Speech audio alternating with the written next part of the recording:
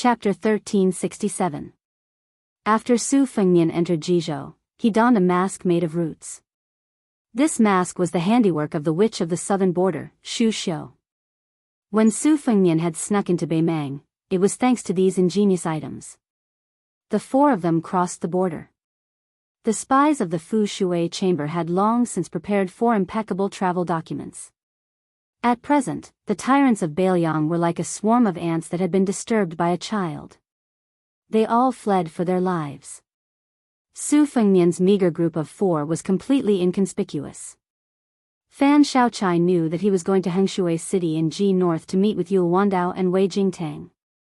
However, although the 4 of them traveled day and night without rest, they did not take the shortest route. Instead, they traveled directly into the heart of Jizhou. Ultimately, they arrived at Dajiang City, which had been built during the last years of the Great Feng dynasty. Su Fengnian was in no hurry to enter the city. Instead, he reined in his horse and stopped on the official road outside the city. With a complicated expression, he gazed at the silent city. As the former capital of northern Han, it could be said that the city was filled with the relatives of officials, and nobles. Back then, Su Xiao, who was one of the top generals, had led an army to attack northern Han. All of Jizhou had been trampled to pieces by the armored cavalry of the Su family. Only Dajiang City had managed to escape the calamity. When the army slowly approached the city, disaster was imminent. That night, countless scholars drank and sang.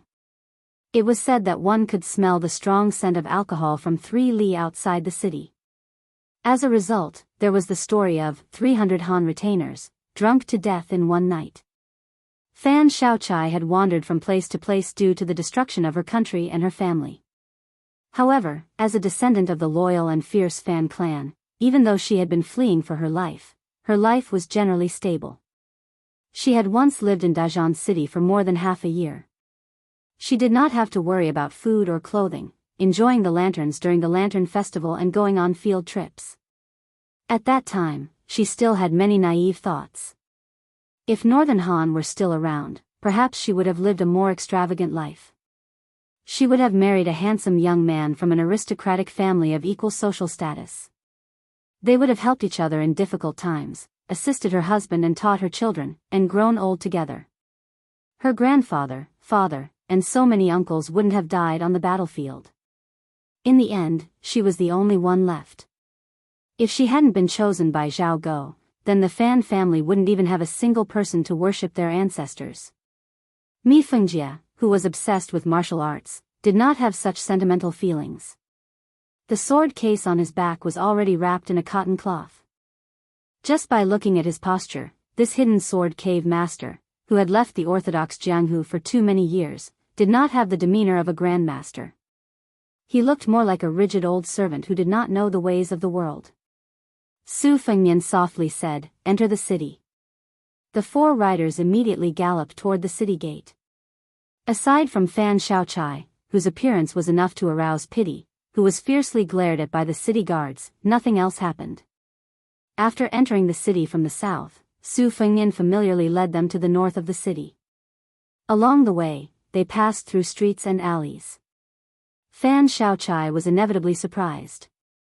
Logically speaking, Su Fengnian should not be so familiar with the layout of Dajiang City. In the end, the 4 of them stopped at a place called the Green Bamboo Restaurant in the north of the city.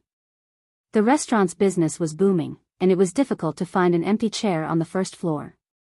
The waiter who welcomed the guests was not very good either. He was so greedy that he couldn't get out. He casually led the 4 people's mounts to the stable. After that, he didn't care whether the guests lived or died. If they wanted to eat and drink, just wait. He didn't believe that the 4 foreign guests would change places. The 4 of them had no choice but to wait for an empty table in front of the counter that was piled with green bamboo boards. Su Fengnian was bored to death. He picked up a green bamboo stick. The name of the dish was engraved on it, along with the price. It was not cheap at all. It was almost as expensive as the price in the capital. Of course, now there were 4 more fat lambs waiting to be slaughtered. Su Fengnian was admiring the beautiful calligraphy on the bamboo board. Out of the corner of his eye, he saw the clever young waiter going up to the second floor.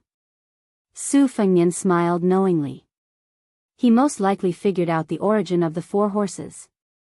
Before leaving Yu province, the 4 warhorses of Yu province were replaced by Hezhou courier horses. Before entering the territory of Ji province, the spies of Whisk Chamber secretly contacted them had also replaced them with 4 high-quality Ji province warhorses. Su Fengnian noticed the suspicious behavior of the waiter. Apart from Yu Dilong, Mi Fengjie and Fan Shaochai also noticed the peculiarity of this green bamboo restaurant. Especially Fan Shaochai, who had just been promoted to the position of Grand Master of Whisk Chamber because of her meritorious service. Under her timid appearance, she was emitting a very well-hidden bloodthirsty aura. Mi Fengjie glanced at her with disgust. It was one thing for such a beautiful woman to be a man of sacrifice and a spy, but why did she like to kill people?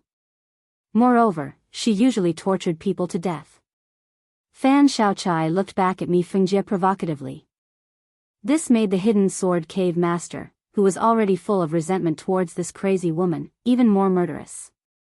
If it were not for the king of Biyao beside him and the sword box on Mi Fengjie's back that contained 8 specially selected famous swords, he would not mind chopping this woman into 8 pieces. Many of the rich guests in the restaurant were actually quite smart. They purposely spoke the truth after drinking. They were all shouting something like, "Lady Boss. Come, give me a toast. Don't worry, I'm a gentleman. I only drink wine and not people. Lady of the Su family, how come I've never seen your husband show his face? What a bastard. In this frigid weather, aren't you afraid that Lady Su will suffer at night?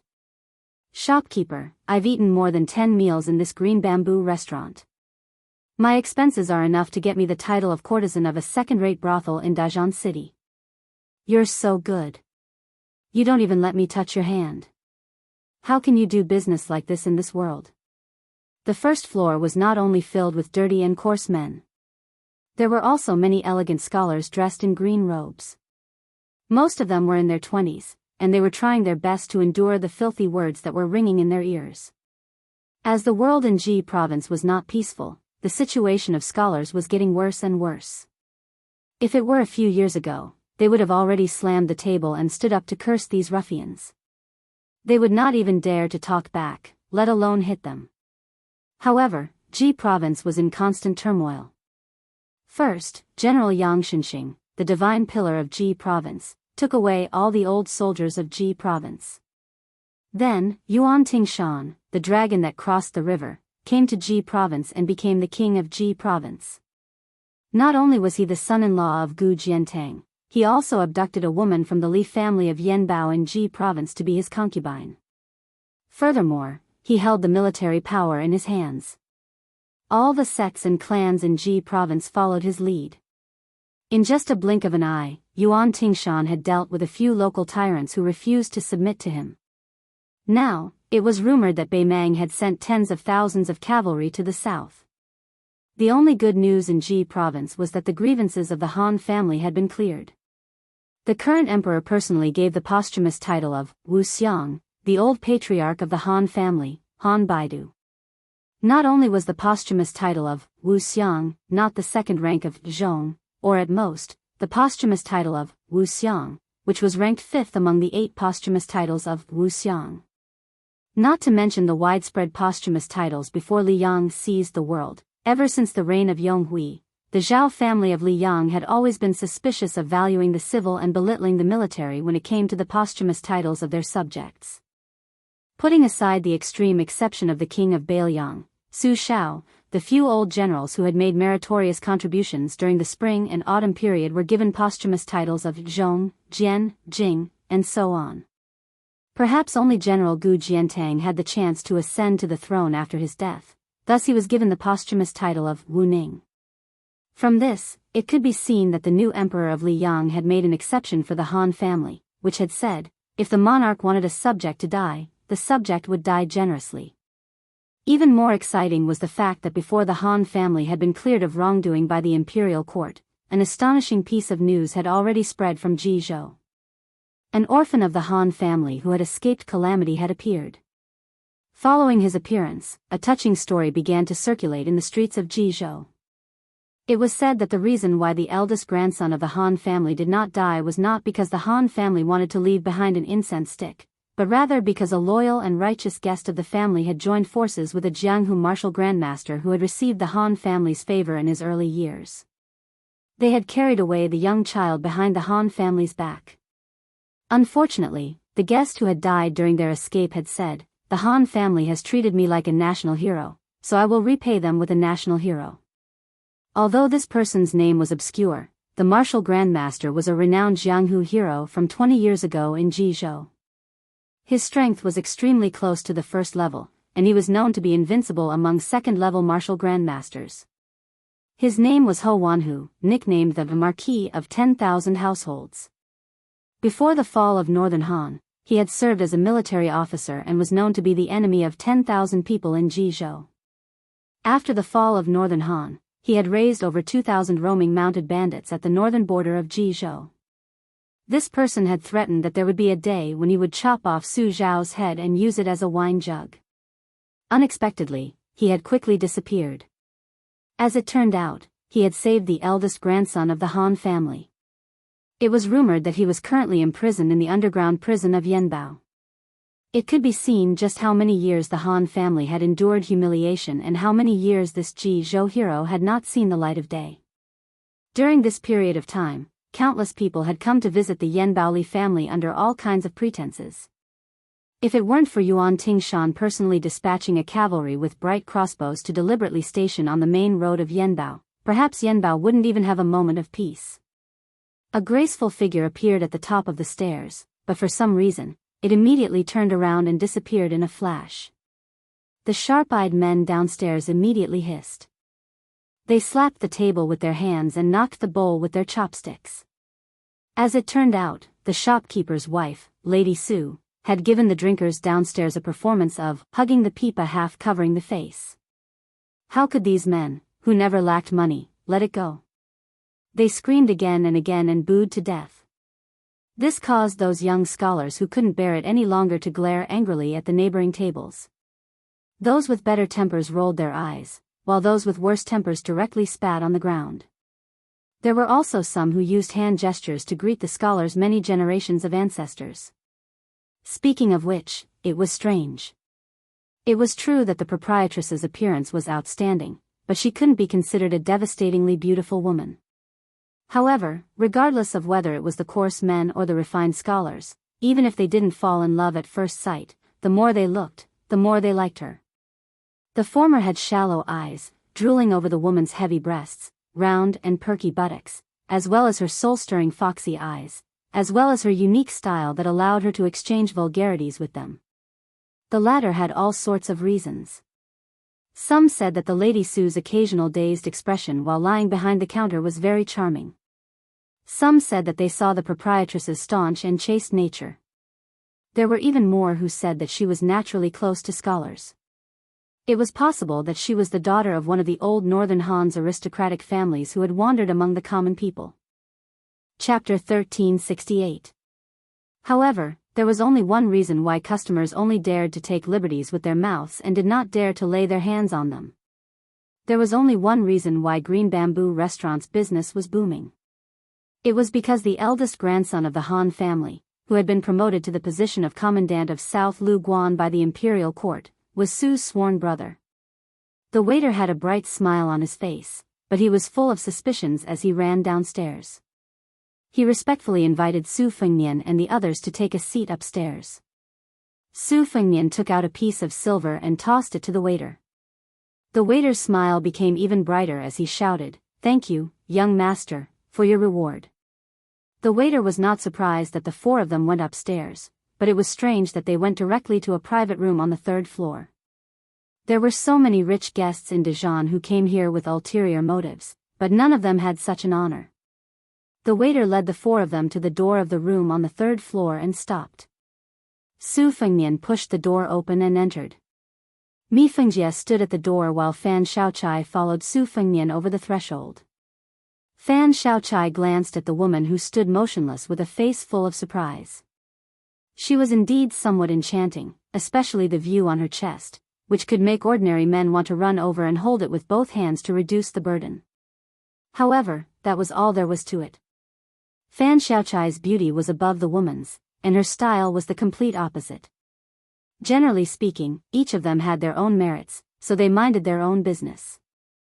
After Su Fengnian calmly sat down, he smiled and said, "Qingzhu and Yang, why are you standing there like a fool? Pour the wine. Even if you want to go back to your old business of selling human meat buns, you still have to get the customers drunk first, right?" The woman who was called Qingzhu and Yang by Su Fengnian, who was wearing Zhang Sheingen's mask, covered her mouth. It was unknown whether she was crying or laughing. She was none other than Qingzhu Yang, whom Su Fengnian had met in Beimang's Zhu Zizhou. She was the owner of an unscrupulous inn that sold black wine. Had it not been for that night at the foot of the mountain, when she had unintentionally revealed her true feelings in a drunken stupor, Su Fengnian would not have gotten involved with the Zhongni stronghold's head Han Fang, nor would he have killed his way to the Shin's thatched hut on Mount Liui's Changle Peak. Then, under the oppression of the Shin clan's thatched hut, the eldest grandson of the Han clan might not even be able to be the king of a mountain, and could only switch mountains with Zhang Julu and start anew. Then, in Ji province, there wouldn't be the eldest grandson of the Han clan who walked right into the trap and waited to be executed. There wouldn't be the change of day after day, where Han Fang suddenly turned from a prisoner to a first-rate martyr in the Liang dynasty, and became the last straw that crushed Grand Secretary Zhang Julu to death. It could be said that in these 2 years, the whisk room's men of sacrifice and spies that had been hiding in Ji province were all revolving around a single person, carrying out a secretive and cautious complex operation. This lucky person was precisely Han Fang, who had led 21 riders back to Ji province. Even though the whisk room had spent a great deal of effort, manpower, and resources, Han Fang was able to successfully distinguish herself from the others time and time again, probably because of the protection of more than 10 generations of the Han clan's heroic ancestors. Even Su Weisheng and Chu Lushan, who were far away in Beiyang, who were in charge of Ji province's spy affairs, clicked their tongues in amazement. This chess piece was personally planted by Su Fengnian. It was still far from blossoming and bearing fruit. However, for Beiyang, who was now in an even worse situation, with and without Han Fang in Ji province, there was definitely a world of difference. Su Fengnian's trip to Dajian City in Ji province this time was not to meet Han Fang, but to meet Zhang Xiucheng, who claimed to be an outer disciple of the Tao Te sect. At that time, Zhongni stockade had fallen and scattered. Only this person had firmly placed his bet on Han Fang and regarded her as a Tao-enlightened immortal, who could help him rise to the top. Reality proved that this Beimang Taoist, who was born as a scholar in the Southern Dynasty, had not only made the right bet, but also made a lot of money. Now, he had the official position of Liang official and was assisting Lieutenant Han Fang in Nanla Pass. Of course, Su Fengnian would not recklessly meet Han Fang directly, even though the Liang Zhaogo, who had been severely injured, was no longer as strong as before in Ji province. The old military chief Yang Shenxing had left, and the new noble Yuan Tingshan had arrived, causing the Zhaogo in Ji province to be severely reduced.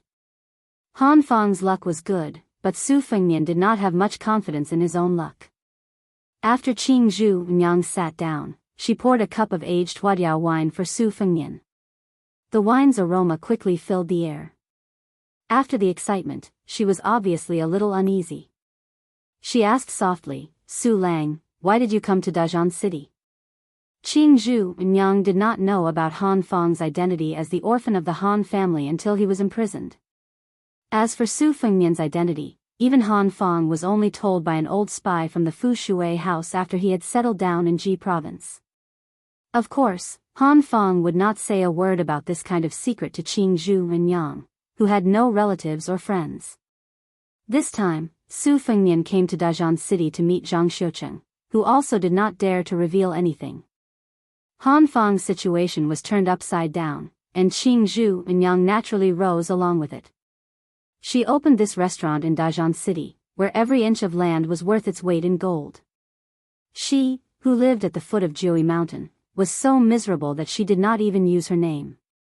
Perhaps even the lowest-level Beimang spies in Zhu province had not heard of her, not to mention Zhao Go in Ji province.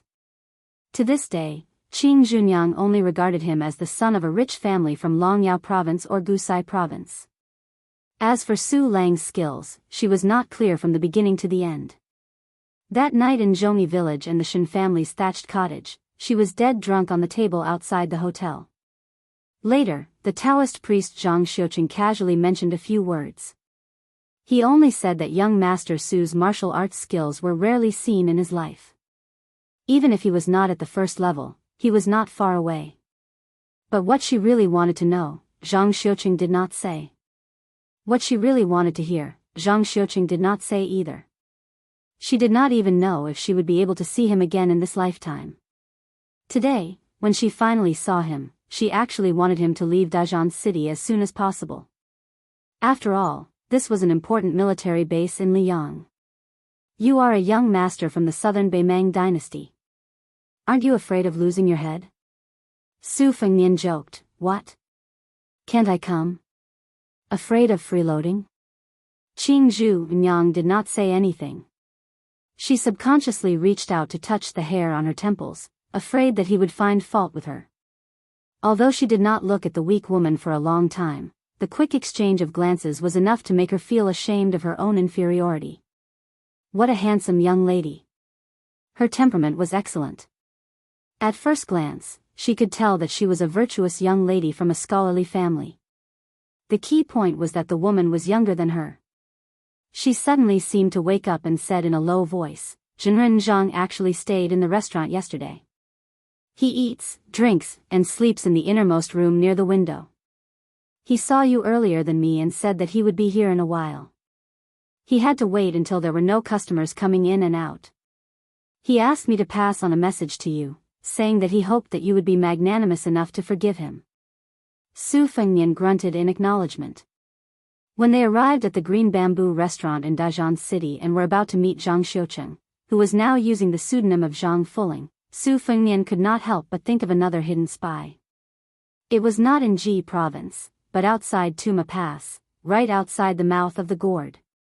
The reason why he said he was going to meet Yu Wandao and Wei Jingtang in horizontal water city of Ji province was that he wanted to recruit these two spies that he had been operating for several years. Compared to Han Fong in Ji province, the other spy named Song Diao, could play a role earlier. At that time, when Su Fengnian followed the fish dragon gang led by Lu Nerong to escort them out of Ji province, Song Diao, was one of the few forces of horse bandits hired by the deputy chief Xiao Chang. Su Fengnian took a fancy to Song Diao's resolute and ruthless character, and asked Song Diao to ask Su Fengnian for money and food. Song Diao did as Su Fengnian had expected. If not for his mediocre martial arts and pitiful background, he actually did not lack anything. If he were in Jiangnan of Liang's Central Plains, it would not be difficult for him to pass the Jinshe exam or become a famous scholar.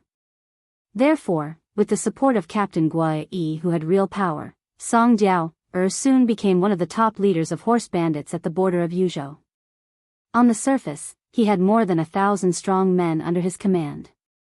Although this number was not big when compared to the armies of other regions, it might not even be comparable to a paid captain. However, Song Diao was able to roam freely outside Ji province with only 36 horse bandits. The 1,000 horse bandits under his command, who had not been equipped with excellent equipment, were probably equal to the 3,000 cavalrymen of Ji province. If it was said that Northern Mang already had an idea of Yu Wandao's 10,000 cavalrymen and had prepared a backup plan, then Song Diao's 1,000 mounted bandits who came and went like the wind, as well as the Song clan bandits who could suddenly grow stronger, they could stab Northern Mang's eastern army at any time and any place. As for whether they would stab Northern Mang's waist or shoulder, Su Fengnian would personally make the arrangements this time. In addition, when Beimang's cobwebs and Jianghu forces infiltrated Yuzhou, Su Fengnian also took the opportunity to quietly disperse many of his men outside the Great Wall. Just as immortal Chui Wazi of Dao De Sect thought, half of the tide-listening pavilion's eagles and hounds were hidden in the Calabash fort as a smokescreen. They had already joined forces with Song Diao's horse gang. That day in the steel forest behind Mount Qingliang, Su Fengnian did not refute Mi Chang, who pointed at his nose and scolded him. He only said that he did not do a good job. Perhaps he, the king of Beiliang, did not do a good job, but Su Fengnian must have done more than the outside world imagined. Su Fengnian took a sip of the huadiao tea that Qing Junyang had just warmed. His smiling face suddenly fell into silence. Chapter 1369. The 15-year-old huadiao wine had been one of the tributes of Gangnam-do since the first year of Yonghui. It was produced in the Great Feng dynasty and had a unique custom. When a rich family gave birth to a daughter, they would brew a few jars of wine every few days they were born. The wine jars would be painted with colors and buried under old osmanthus trees. When the daughter grew up and married, this wine would be used as a dowry. When the eldest princess of Biyao was married to Jiangnan, the king of Biyao, Su Shao, threatened to gather 1,000 jars of huadiao wine for his daughter's dowry. In a hurry, he only managed to gather 800 jars. Originally, this was not a shameful matter. At that time, people were butchering their daughters. Who dared to gossip? Who didn't know that no matter how fierce Su Shao was, Su Shao would only hear it? If the gossip of his 2 daughters reached his ears, as long as it wasn't thousands of miles away, even the emperor wouldn't be able to protect him. In the end, it was His Royal Highness, who was the first to stop his eldest sister from marrying, who personally led his personal guards and spent an entire day barging into almost all the houses of the rich and powerful in Liangzhou city. Only on the morning of His Royal Highness's wedding day did he finally bring back the last jar of top-quality huadiao wine with red eyes. Su Fengnian did not speak. Qing Junyang also did not make a sound. Zhang Xiucheng, who was no longer wearing a Taoist robe but casual clothes, gently pushed open the door and entered. He originally wanted to kneel down and pay his respects. Seeing that Qing Junyang was still in the room, he was momentarily in a dilemma. After Su Fengnian came back to his senses, he raised his wine cup and smiled. Old friends have met. Sit down and talk. Zhang Xiucheng's fear and trepidation were not faked. His mother, the person in front of him, was the northwest vassal king of Liang. The hand holding the wine cup was also holding an entire 300,000 cavalrymen at the border. This young man with the title of King of Biyao and the title of Pillar of Biyao was fighting to the death against the million-strong army of Beimang and the entire Beimang dynasty. Taking 10,000 steps back, the man who took the heads of the king of the northern courtyard, Su Huainan, and the 5th raccoon of Mount Tibing, the guy who killed Wang Xianji, Zhang Xiucheng, a pretentious Taoist priest, didn't he meet a real immortal? Zhang Xiucheng glanced at Qing Junyang, who was still in the dark, and asked carefully with a perfect Jizhou accent, Wang. Young Master Su, are you all right? Su Fengnian nodded. It's fine. Zhang Xiucheng heaved a sigh of relief and sat upright. He said in a deep voice, this lowly one dares not to talk about official business. The first master asked me to do something for him first. When we meet in the future, he will make it up to me. After saying this, Zhang Xiucheng stood up, knelt on the ground and kowtowed 3 times.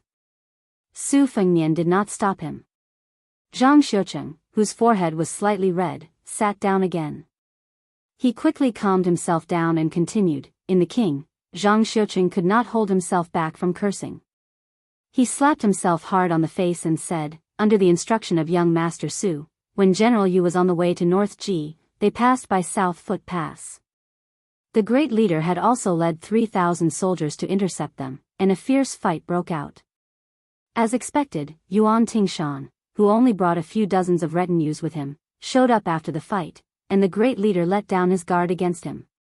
On General Yu's journey to the north, he only drew his sword at Arnanla Pass. The other dozen or so troops had shrunk into a complete mess.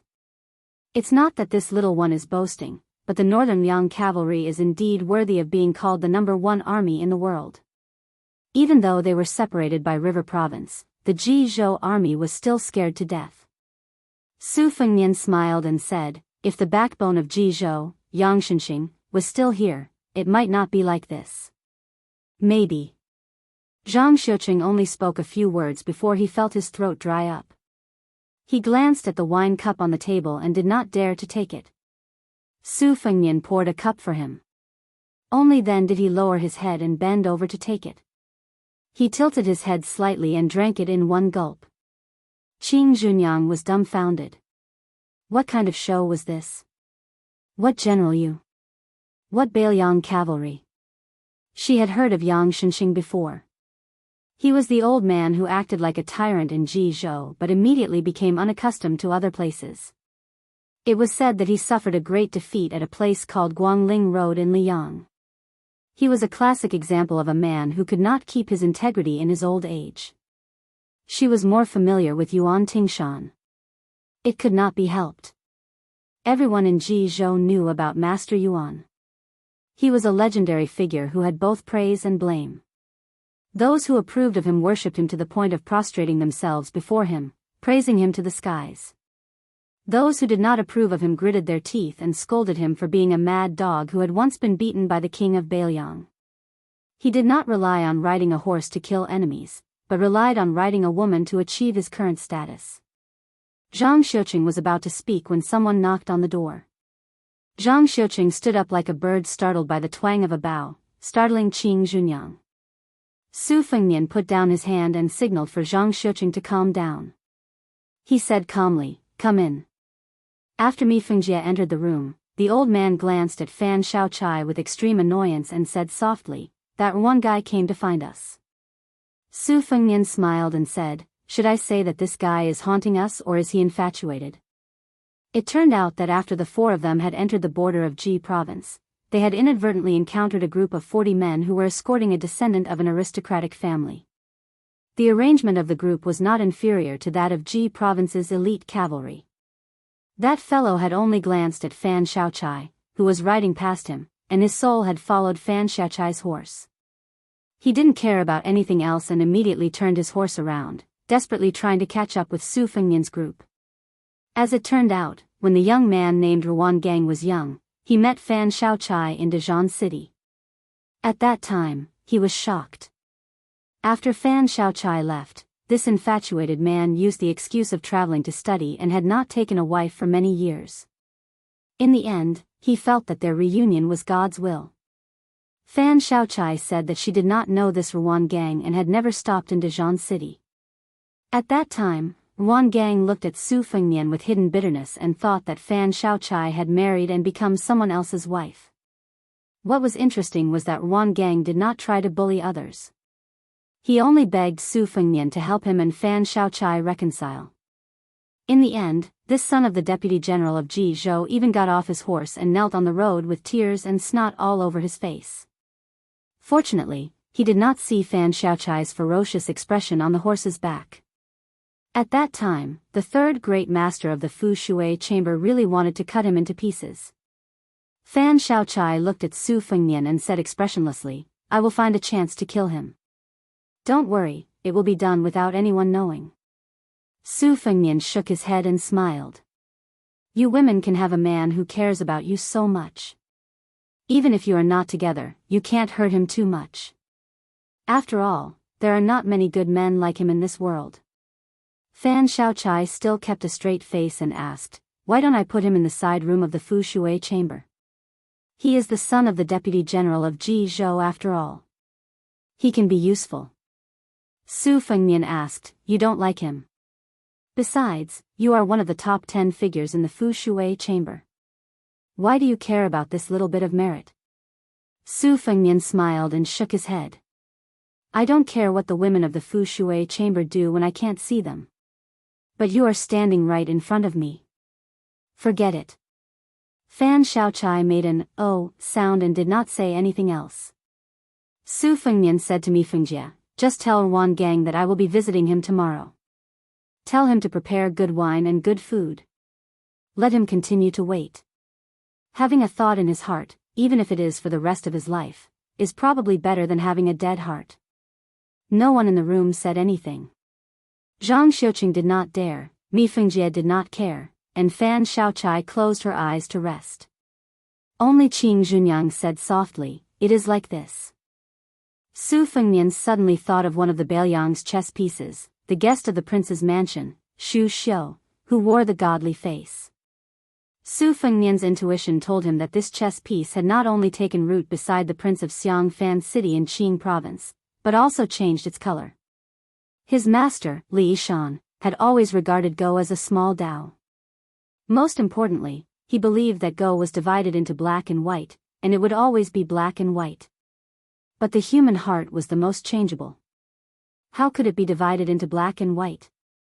Even if they were thousands of li away from the Biyao, even if the Biyao cavalry could not take care of themselves, to kill Xu Xiu, who could not see the light of day on the Qing province stage, in one night, Fu Shui chamber could still pay a price.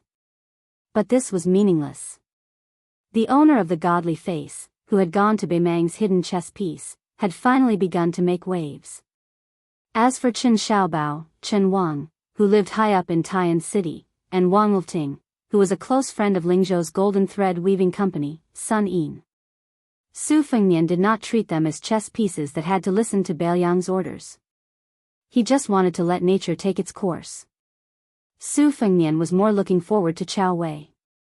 Under the cover of Yuan Dao and nearly 10,000 Beiliang cavalry, Chao Wei's more elite cavalry might really be able to become a surprise force that could make the final decision.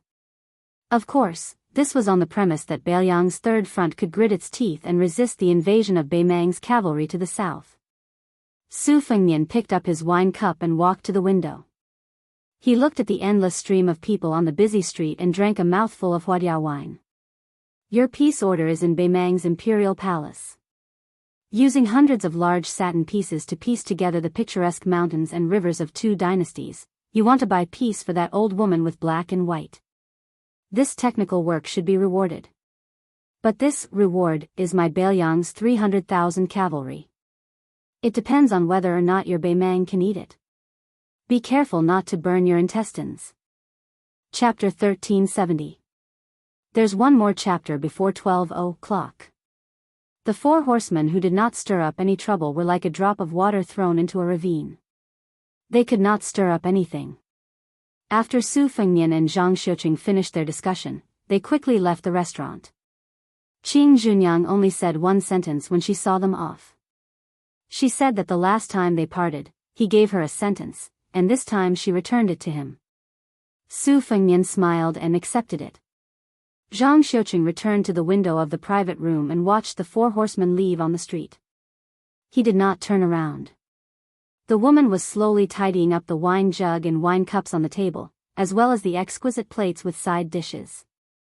Zhang Xiuqing asked curiously, Qing Junyang, what was that sentence? Can you say it? Qing Junyang smiled gracefully, why can't I say it? Last time he told me to live well. There's no greater reason than this in the world. Zhang Xiuqing sighed, the world is going to be chaotic. Qing Junyang asked softly, who is he? If you can't say it, don't say it. Zhang Xiuqing turned around and was a little confused, I really can't say it. But I talked to him for so long. Qing Junyang, can't you guess? Qing Junyang's cheeks were slightly red, I don't know what I was thinking at that time. Anyway, I feel like I can't remember anything now. Zhang Xiuqing was stunned for a moment and held back his laughter, just think of him as Su Lang. Anyway, his real identity will be revealed one day. When that time comes, even if you escape back to Beimang and close your ears, it will be useless. From the details of how he treated the servant girl, I can see that he is not a good person, but he can't be bad. Qing Junyang rolled her eyes at this Taoist priest who always liked to laugh at himself and only knew how to subdue demons in old books. She said softly, he is bad. Zhang Xiuqing did not know the inside story and was not willing to get involved in this matter, so as to avoid being in a difficult position. Oh right, after the Shenzhou continent sank in the eyes of scholars of the spring and autumn period, some scholar who did not accumulate virtue with his mouth said a derogatory sentence that spread far and wide. It said, Su Xiao is not a person when he looks at himself in the mirror. After Zhang Xiuqing settled down in Jizhou, he did not understand at first. Later, he found out that they were scolding the old Prince Liang for killing too many people, and that he was a malicious spirit who had intruded into the world of the living. As for others, such as, when the great general walks, one is high while the other is low, this was simple and clear. It was insinuating that Su Xiao was a cripple, and, if the upper beam is not straight, the lower beam will be crooked. This was once used to mock the hunchback butcher and his eldest son, Su Fengnian, for being hedonistic and unscrupulous. However, with the rise of Su Fengnian's reputation, very few people brought it up. Zhang Xiuqing sighed. It was a pity that he would not be able to take a look at the great general who had achieved great merits and had met a good end. Putting away these useless thoughts, Zhang Xiuqing looked at the sky outside the window. It was time for him to leave the city. The first master was still waiting for him, with his own news. Zhang Xiuqing suddenly returned to his seat and asked Qing Zhunyang to put back the cup, chopsticks, and dishes. He poured himself a cup of wine and drank slowly. She leaned against the window and quietly watched the bustling streets of the foreign city. After Su Fengnian's group of 4 passed through the Wild Goose Stop Pass north of Dajian City, they abandoned their horses and traveled on foot to avoid any unexpected problems. They quickly traveled north on the mountain roads where woodcutters and hunters rarely went. Both Mi Fengjie and Fan Shaochai had a whole new level of respect for the child. It was not strange for him to have such a high level of comprehension at such a young age, but it was completely inexplicable that his internal energy was so strong. Of course, they would never have guessed that the shepherd boy, Yulong, had inherited half of Wang Xianji's legacy. During the trip to Jizhou, the 6th-year Feng Zong was able to accurately find Su Fengnian and pass on the situation of the battle in Yuzhou. When the group of 4 was running along a high ridge along a canyon, Su Fengnian suddenly stopped again.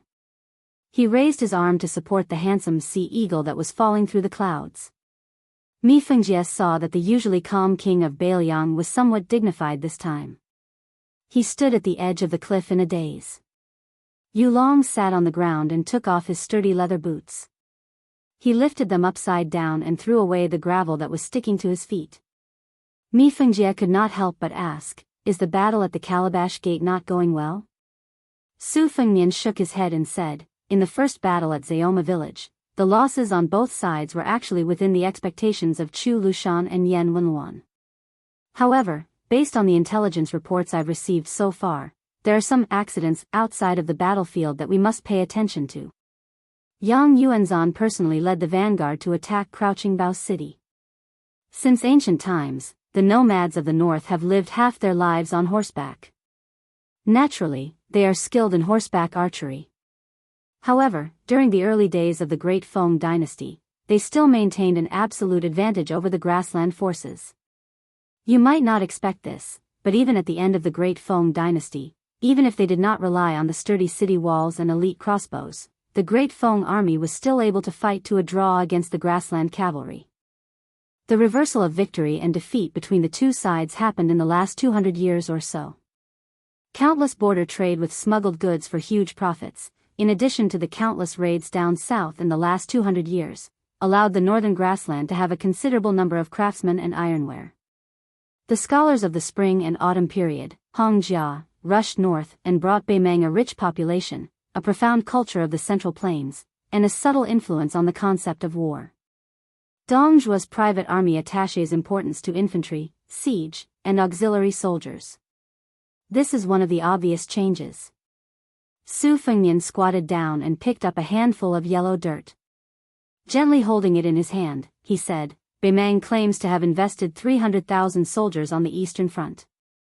If we were to go back 30 or 40 years, when we were in the early days of the 9 kingdoms of the Central Plains, we would definitely take it for granted that the 300,000 soldiers were, at most, 100,000 soldiers. Even if we added in the laborers who transported the provisions and the auxiliary soldiers who were responsible for the maintenance of the equipment, it would still not reach 300,000. Su Shao might not be the first person to resist this kind of bad habit of bolstering one's courage before the battle, but Su Shao was definitely the military general who resisted it the most resolutely and thoroughly. Ever since he attacked the various Liang bandit towns to set up separatist forces, he said that he had 5,000 troops and horses. Later on, he even became a huge joke. When the Northern Han battle had just begun, the Northern Han frontline general heard a spy report that Su Shao had brought 20,000 soldiers with him. The general defending the city counted on his fingers. According to the old rules, there were only 6,000 to 7,000 soldiers, at most 10,000. There was still a battle to be fought and there was no need to retreat. In the end, the Northern Han general was captured by Su Shao. Before being beheaded as a sacrifice, he cursed Su Shao as a swindler. Su Shao was so angry that he kicked out half of the general's teeth. He retorted, "If this daddy says 20,000, it means 20,000. I don't cheat the old or the young. You have the face to call such an honest person a swindler?" Originally, Yudilong had been swinging his two boots back and forth, as if he wanted to take a stroll in the boots. Hearing this, he quieted down and perked up his ears to listen to his master talk about something that was very far away from him, war. Chapter 1371. Su Fengnian clenched his fists, feeling the coolness of the yellow soil in his palms. He sighed, putting aside Beimang's central line and Liuzhou's western line. The eastern line of Yuzhou has more than 200,000 fighters. The remaining 100,000 auxiliary soldiers are actually no different from fighters. Beimang rides more and walks less. Dong Zhuo has set a rule that during this campaign, the fighters are not allowed to set up tents along the way. When they dismount, they sleep. When they open their eyes, they get on their horses and fight. The reason why there are 100,000 auxiliary soldiers is more to deal with the strongholds at the mouth of the gorge. When Yang Yuanzhan dealt with the Zayoma stronghold, he assigned the auxiliary soldiers to attack the strongholds. Most of the commanders of these auxiliary soldiers have fathers who were Chuanxiu survivors, or were actually Chuanxiu survivors in their 40s or 50s. As for Yang Yuanzhan's personal army and Hong Jingyan's Ruran cavalry, these main forces bypassed the strongholds and rode straight down, striving to reach Crouching Bao City as quickly as possible. By the time the main forces reach the city and the siege weapons arrive, the rear lines will have been more or less cleared. The conscripted peasants in Longyao province who are responsible for the supply of food will be able to continue their journey south. Therefore, in this battle, Beimang and Dong Zhuo are fighting very central plains. Fan Shaochai said coldly, "In that case, the strongholds north of Crouching Bao City are clearly doomed.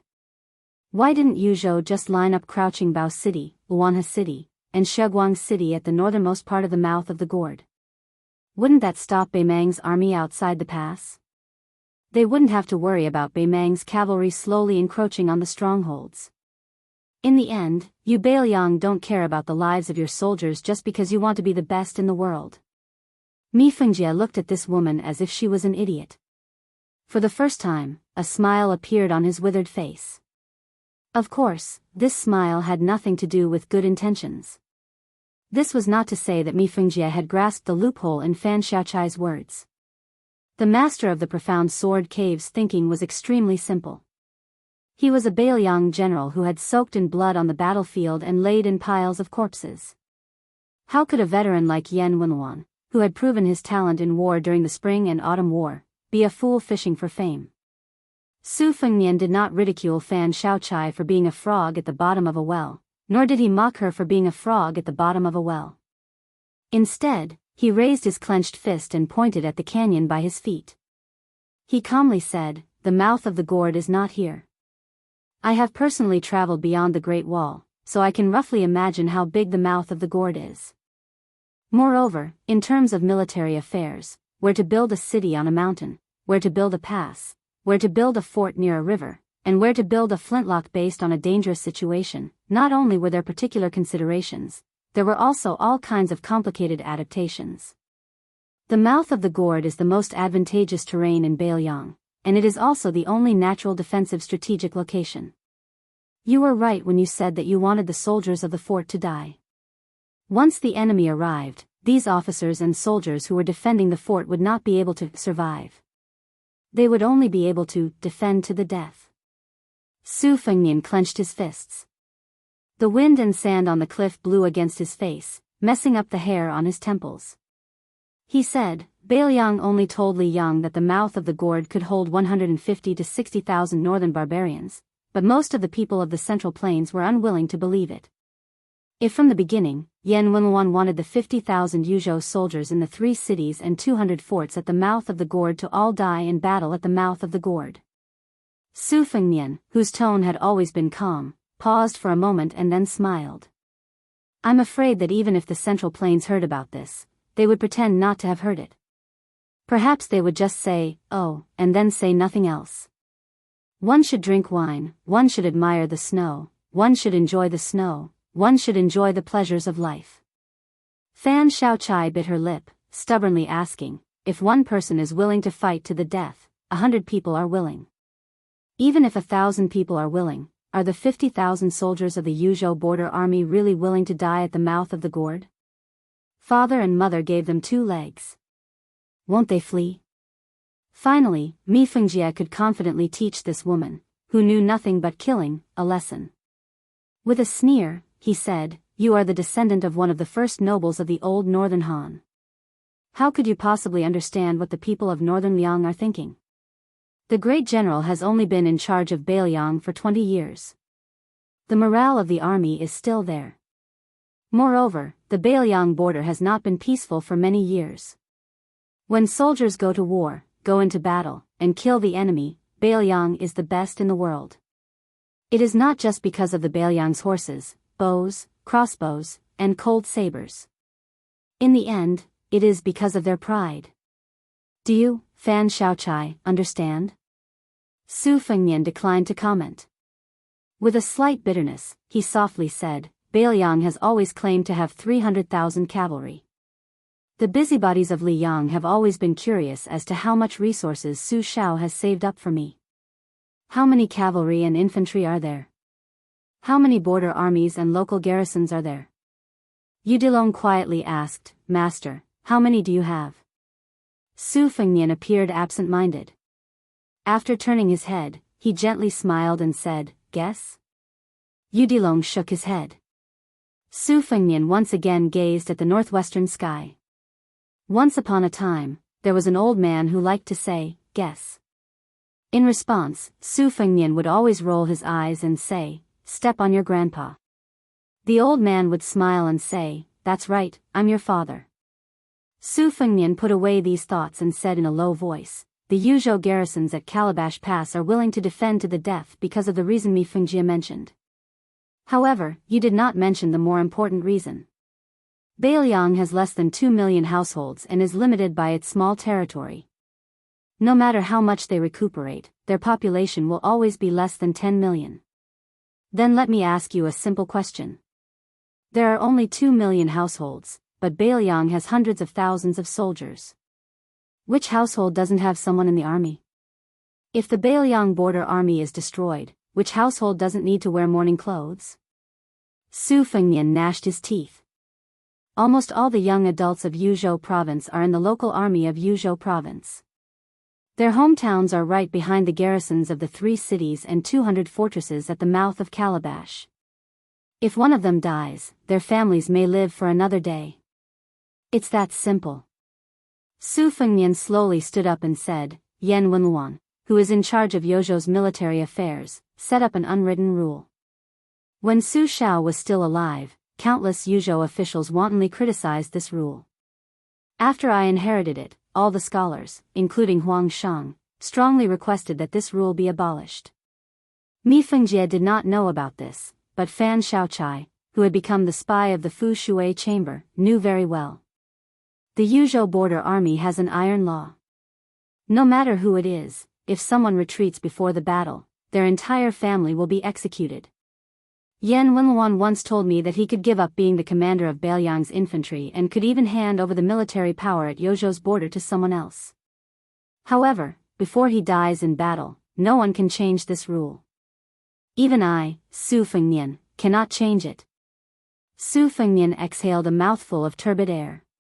He squinted his eyes and murmured softly, "This is war, this is Biyao." The mountain wind was swift and fierce. Su Fengnian stood at the edge of the cliff. He was a little far from the 3 people, and seemed a little lonely. Fan Shaochai hesitated for a moment before asking, "What are we going to do next?" Su Fengnian smiled and said, "Whatever I can do, I'll do. I've been doing the same thing since I came to Jizhou." Mi Fengjie, who had noticed some clues before, asked carefully, "Are you trying to return to the peak of martial arts?" Su Fengnian replied, "The mountain is at the end of the river and the mountain is at the end of the river. Even if there is no road under my feet, I have to find one." Outside Dunhuang, there was a huge stone Buddha with a majestic mountain as its embryo. Day after day, year after year, the Buddha looked at the world with a smile and pity. In the main hall of Mount Wudong, there was the Jianghu great emperor, who had stood with his sword for hundreds of years. In the holy temple, the absolute saint, the quasi-saint, and the many sages who accompanied the sacrifice still had the aura of death. He murmured softly, "Zazai, zazai, zazai, zazai, there is no one, there is no self. Ask yourself where you are, and you will naturally be at ease. Tathagata Buddha, Tathagata Buddha, there is a future, there is a future. How did this life come to be?" Taoism sat in forgetfulness to comprehend immortality. Buddhism visualized to let go. Confucianism guarded benevolence and great fortitude. Su Fengnian closed his eyes and stretched out his hand, allowing the wind to blow away the handful of yellow sand in his palm. When Su Fengnian finally arrived at Transverse Water City, a middle-aged man dressed in a simple and clean Confucian robe came out of the city alone to welcome him. He said a few words and gave him a gift. When Su Fengnian urged his horse to leave, the sixth-year banknote scholar of Jianghu Academy bid him farewell. "When I left Jiangnan in Jianghu Academy's seventh-year banknote, I brought with me a bag of soil from my hometown. 14 years later, the soil has long since disappeared, leaving only this old bag. I sincerely ask that after I die, when the hooves of Beiliang can one day step on the hinterland of Beimang, please take a handful of soil from Beimang and offer it as a sacrifice to Wei Jingtang." Chapter 1372. In the north of Jetlu Commandery in Yuzhou, after hundreds or thousands of years of erosion by flowing water, the ground was fragmented and crisscrossed with gullies of different sizes. A dark-skinned young swordsman with a short stature was standing on a flat-roofed gully with a broad view. He was using his arm to wipe the long sword that had never been sheathed since it came out of the furnace. The name of the sword was sheathless. Beimang had a good saber and a nameless sword, and Beimang had no swordsman in Jianghu. These were all recognized by Beimang Liang. Although Jianghu Liang was one of the few grandmasters of swordsmanship in the world and the calm disturbance was a famous weapon on the list of swordsmanship, Liang Jianghu still thought that Beimang had no swordsmanship and even said that Beimang would still have no swordsmanship in another 100 years. He was much more indifferent to this kind of thing than Jianghu Liang, whose name was specially changed to imply that Beimang's swordsmanship was the combination of green and yellow. For him, practicing his own sword was more important than anything else. Besides, practicing swordsmanship was just practicing swordsmanship. As for the title of Earth Immortal or the number one in the world, he didn't need to think too much about it. Therefore, he never wasted his energy to think about things other than swordsmanship. The sheathless sword in his hand was a new sword. It had no history or inheritance. The materials used to forge it and the craftsmanship of the swordsmith were not too bad. However, compared to those famous swords with interesting names on the list, it was definitely a far cry. There was a difference of at least 8,000 miles between them. However, the man who led him on the path of swordsmanship, who was unwilling to admit that he was his master, helped him pay for the casting of the sword before he left and said a lot of long-winded, last words, to him. He was like a dying man who just couldn't swallow his last breath and stayed up for a few days and nights. No matter how filial the younger generation was, he wouldn't be able to stand it. A sword is fine as long as it fits the hand. Once it fits the hand, it will be satisfactory. A swordsman who changes his sword back and forth will not be able to practice good swordsmanship. Of course, you might ask if a broken sword can't be replaced. Wrong, you don't believe me? You see, Liang Li Chungang only has a wooden horse ox. He can even open the gate of heaven with a sword. Is it wrong to learn from him? That can't be right. Although I don't practice swordsmanship, I feel that when a swordsman chooses a sword, it's like a man looking for a wife. Love at first sight is the most important thing. Hurry up and take a few more glances at the sword in your hand. I spent a few dozen taels of silver on it. You poor brat, do you dare to not fall in love at first sight? If you have the ability, try shaking your head and see if I don't break your arms and legs. If you don't even have this bit of eyesight, how can you still practice the sword? I've wasted a few dozen taels of silver. From your expression, it seems that you don't want me to leave? Huh? Are you nodding or shaking your head? Damn it, if you don't want me to leave, can't you at least bring some money with you? A few copper coins will do. Oh, so you want to ask me for a few sword manuals, but you're too embarrassed to ask? To tell you the truth, no. Brat, I'll leave you with one last sentence. Remember, don't think that just because I didn't take your money, you can ignore it. Practicing martial arts, whether it's practicing the sword or practicing the sword, these two words can break all logic. Ridiculous. You don't understand, do you? These two words are enough for you to ponder over for 10 years. Who told you to have such poor comprehension? It's worse than when I was young. Otherwise, I would have taken you in as my disciple long ago. Since your comprehension is poor, don't blame me for being stingy. If you want to blame someone, blame your parents. That's all I have to say. Since I can't find a wife in Beimang, then I'll find one in Liang. Let's not meet again in the future. I'm afraid that when the time comes, my heart will ache for the sword money and I'll regret helping you pay the bill today. At that time, the swordsmith beside him was so angry that his face turned ashen. Let's not talk about the little pauper, but this big pauper is really your mother. It's fine if you say that 11 taels of silver is a few dozen taels, but you want to round it up and only pay 10 taels? This kind of person, you're bragging so much in my sword shop, and you're even misleading people and teaching them ridiculous? You're the most ridiculous person in the world. Then, the bad-tempered swordsmith finally couldn't take it anymore and scolded him on the spot. It'd be strange if you could find a wife in Beimang. Hurry up and go to Liang to harm other girls. Then you'll be thanking the heavens and earth. The young swordsman stopped wiping his sword and looked into the distance with a slight smile on his face. If that unknown swordsmith back then knew of that guy's identity, he probably wouldn't have dared to scold him like that even if he was beaten to death. Now, after Tuoba Bodhisattva became the number one in Beimang, he was still thought to be no match for Wang Xianji. No matter how much Tuoba Bodhisattva's cultivation improved over the years, he couldn't change this fact. However, the previous number one in Beimang before Tuoba Bodhisattva mysteriously disappeared. Everyone in Beimang believed that he could definitely fight Wang Xianji to the death. This genius who was hailed as the one in 1,000 years in the grasslands was Huyen Daguan. He was a sect by himself. And this swordsman who couldn't become Huyen Daguan's disciple was Tai Mu Dai. His ancestors were once the highest flying eagles in the grasslands.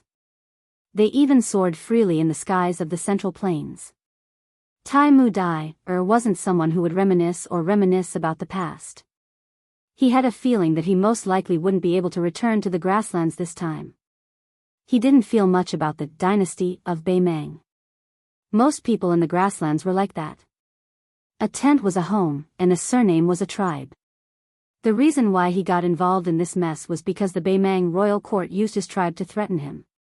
At that time, the 10 of them joined forces to kill that Beiliang general with the surname Yen.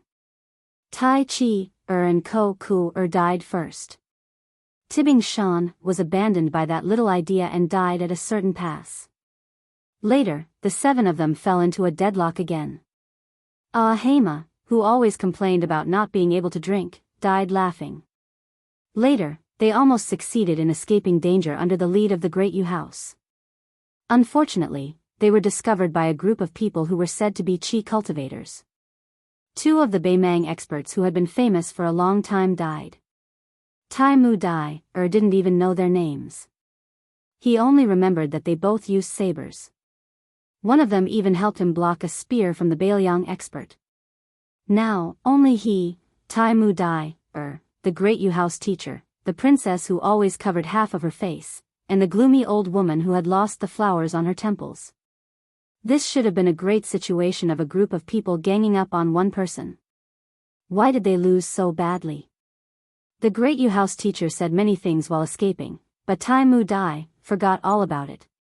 He only knew that they tried countless methods. At first, they scattered in all directions. Later, they tried their best to surround and attack. Later, they tried all kinds of ambushes and interceptions. In the end, it was all useless. From beginning to end, the Beiliang man, who was so strong that even Tai Mu Dai, felt fear, used one method to hunt them down. Whoever stood in the northernmost position, he would target and kill them. He didn't seem to be in a hurry at all. He only used one spear. Before that, his opponent could use all their strength. If someone stood in the northernmost position, he wouldn't hesitate to change his target. Generally speaking, martial arts masters who had reached the level of these 10 people had extremely strong stamina and legs. If they were determined to escape, it wouldn't be easy for them to kill an enemy of the same level, even if they were more skilled. They would need to fight for a long time. But the problem was that the guy who only used an ordinary spear only needed one spear to kill. This was more fatal than anything else. Before he used his spear, he would rely on his strong body to wear them down. He would either dodge or meet force with force when he couldn't dodge in time. It was precisely because he had personally experienced how terrifying this person was that Tai Mu Dai, or understood why he often heard people say that there were only 2 kinds of experts in the world. One was Wang Xianji, and the other was all the martial artists led by Tuoba Bodhisattva. Tai Mu Dai, grinned. That man who said he was going to Liang to find a wife. In the current world, he, Tuoba Bodhisattva, and the king of Biyao could be considered one kind of martial artists. Everyone else, including Tai Mu Dai, was another kind. A middle-aged man whose clothes were stained with blood squatted by the young swordsman's feet. He grabbed a handful of soil and put it in his mouth. He slowly chewed and smiled. What happy things are you thinking about? Out of us 4 stray dogs, only you can smile, and it's so easy. Tai Mu Dai, smiled. I'm thinking about a man. The scholarly man who was eating soil joked. Tai Mu Dai, your words have a deep meaning. I really didn't see it before. Tai Mu Dai, chuckled. The man who had fallen into disrepair also seemed to be in a leisurely mood. He said sarcastically, in spring, the earth's energy flows, and the earth awakens. The yellow cotton soil in my mouth belongs to the children of the earth. They're still young. The one I tasted a few days ago is already old. Although he wasn't interested, Tai Mu Dai, still listened attentively. The man looked around and smiled warmly. He whispered mysteriously, since you're standing here, then you have a chance to live. It'll be difficult for the 3 of us. An old woman with a hunched back said eccentrically, Great music house, you're not in a bad mood either. You can even chat with Tai Mu Dai, here. That little idea of ours is risking his life to buy us some precious time to breathe. It was the chess and sword music school's Mr. First. The man laughed. An inch of time is worth an inch of gold. Time is something that's always valuable. Of course, it's even more valuable now. The heads of the 4 of us added together should barely be worth 10,000 cavalrymen. Roughly speaking, 10,000 cavalry with 10 years of life on the battlefield, that's. He suddenly stood up and said with a serious expression, It's here. Tai Mu Dai, tightened his grip on his scabbard and said in a deep voice, My sword will definitely be faster than the previous pass. The old woman sneered. So what if you have the elegance of a sword immortal?